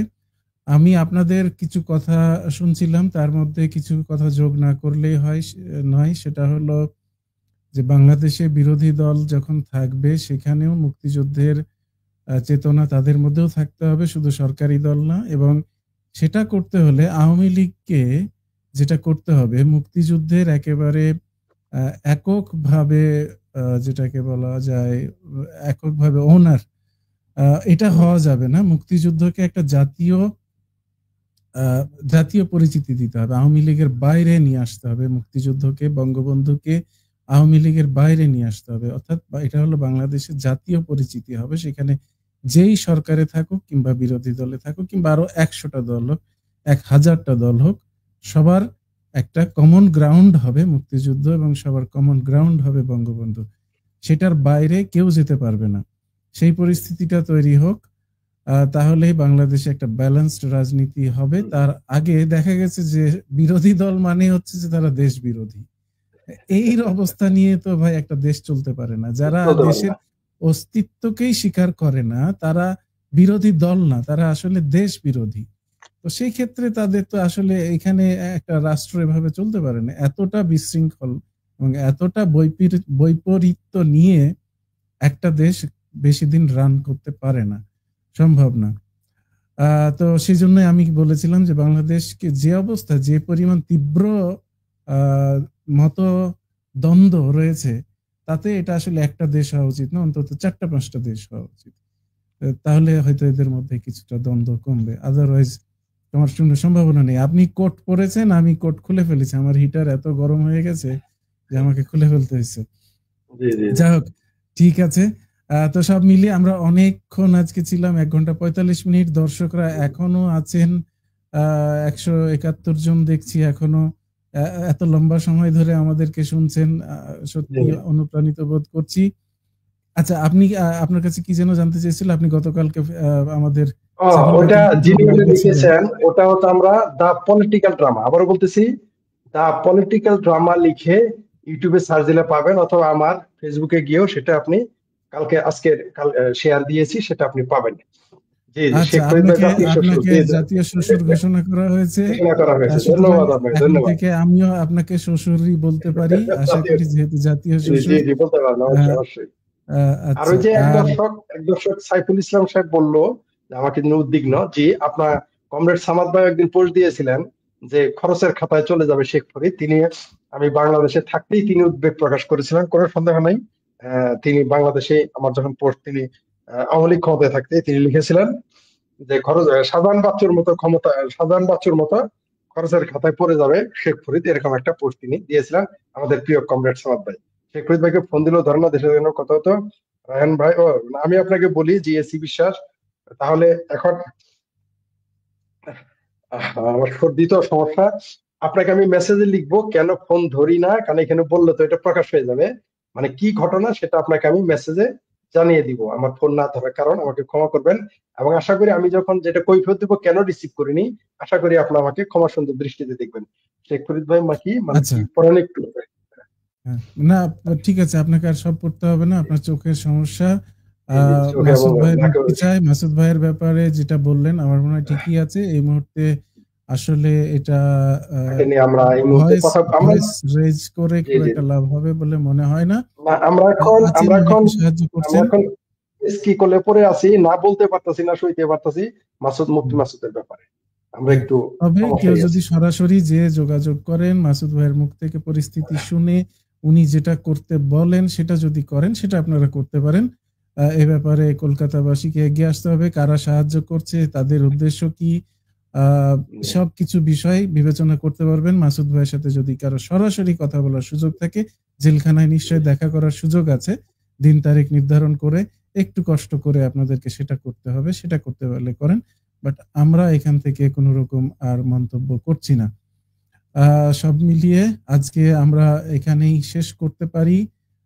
শেখ ফরিদ সাহেব, আজকে অনেকক্ষণ লম্বা আমরা আলাপ আলোচনা করলাম, কারণ অনেক গুরুত্বপূর্ণ বিষয় ছিল। সব মিলে খুব চমৎকার একটা সেশন আজকে আমরা পেলাম। আর আপনারা দর্শকরা, আপনারা জানেন প্রতি রবিবার আমরা এই একই সময়ে যুক্ত হই, তো যাতে আপনারা প্রিপেয়ার থাকতে পারেন। তো শেখ ফরিদ সাহেব, আপনি আপনার সংক্ষিপ্ত বক্তব্য শেষ করে আপনি আজকে নেন, আপনার শরীরে যত্ন নিতে হবে। ধন্যবাদ আপনাকে, সেই সাথে তিতা টিভির দর্শকদের অনেক অনেক শুভেচ্ছা। যারা আমাদের দেখলেন তাদেরকে অনেক ধন্যবাদ, যারা আলোচনা করেছেন, সংহতি প্রকাশ করেছেন তাদের সালাম, আর যারা আমাদের সমালোচনা করেছেন তাদের ডাবল সালাম। जो हमें जलील करता है उसको भी সালাম। জলিল মানে যে আমাকে গালি দেয়, আমাকে যারা ভিন্ন দৃষ্টিতে দেখে, আমার সমালোচনা, তাদেরকেও সালাম। তো আর যেটা বলবো, বাংলাদেশে যারা আছেন, আপনি আওয়ামী লীগের সমালোচনা, নো প্রবলেম, ইভেন আপনি ইনক্লুডিং বঙ্গবন্ধুর সমালোচনা করতে পারেন, কিন্তু মুক্তিযুদ্ধের চেতনা থেকে বাইরে যাবেন না প্লিজ। কারণ মুক্তিযুদ্ধই আমাদের অর্জন। বাংলাদেশের এই বাঙালি এবং বাংলাদেশিদের, আমি আবার বলতেছি বাঙালি এবং বাংলাদেশিদের অর্জন হচ্ছে দুইটা, একটা হচ্ছে ভাষা আন্দোলন, আর একটা হচ্ছে মুক্তিযুদ্ধ। এই দুই শ্রেষ্ঠ আন্দোলনকে আপনি অস্বীকার করে আপনি পৃথিবীতে কোথায় গিয়ে দাঁড়াবেন? আরব তো আপনাদের আমাকে মিসকিন বলে, বহির্বিশ্বে তো যত চাপাই মারেন, কোথাও আমাদের চিনেই না, আমাদের ইন্ডিয়ান বলে। তাহলে বহির্বিশ্বে আমাদের ইন্ডিয়ান বলে, আর আর মিডিল ইস্টে আমরা হচ্ছে মিসকিন ইবনে মিসকিন। তো সুতরাং আমাদের অর্জন কি? আমাদের দুইটা অর্জন, আমাদের 52 ভাষা আন্দোলন, 1971 মুক্তিযুদ্ধ, এবং দুটোতে আমরা সফল। পৃথিবীর বহু জাতি আছে, বহু দেশ আছে, দেশ না জাতি আছে, যারা এখনো 70, 80, 90 বছর যুদ্ধ করেও, তারা বিদ্রোহ করে তারা স্বাধীনতা স্বাদ পায়নি। আমরা 9 মাসে পেয়েছি, তাই এটাকে হেলায় ফেলে দিবেন না দয়া করে। এই চেতনা ধারণ করে রাখুন, তা না হলে এই দেশ থাকবে না, এই দেশ অস্তিত্ব থাকবে না।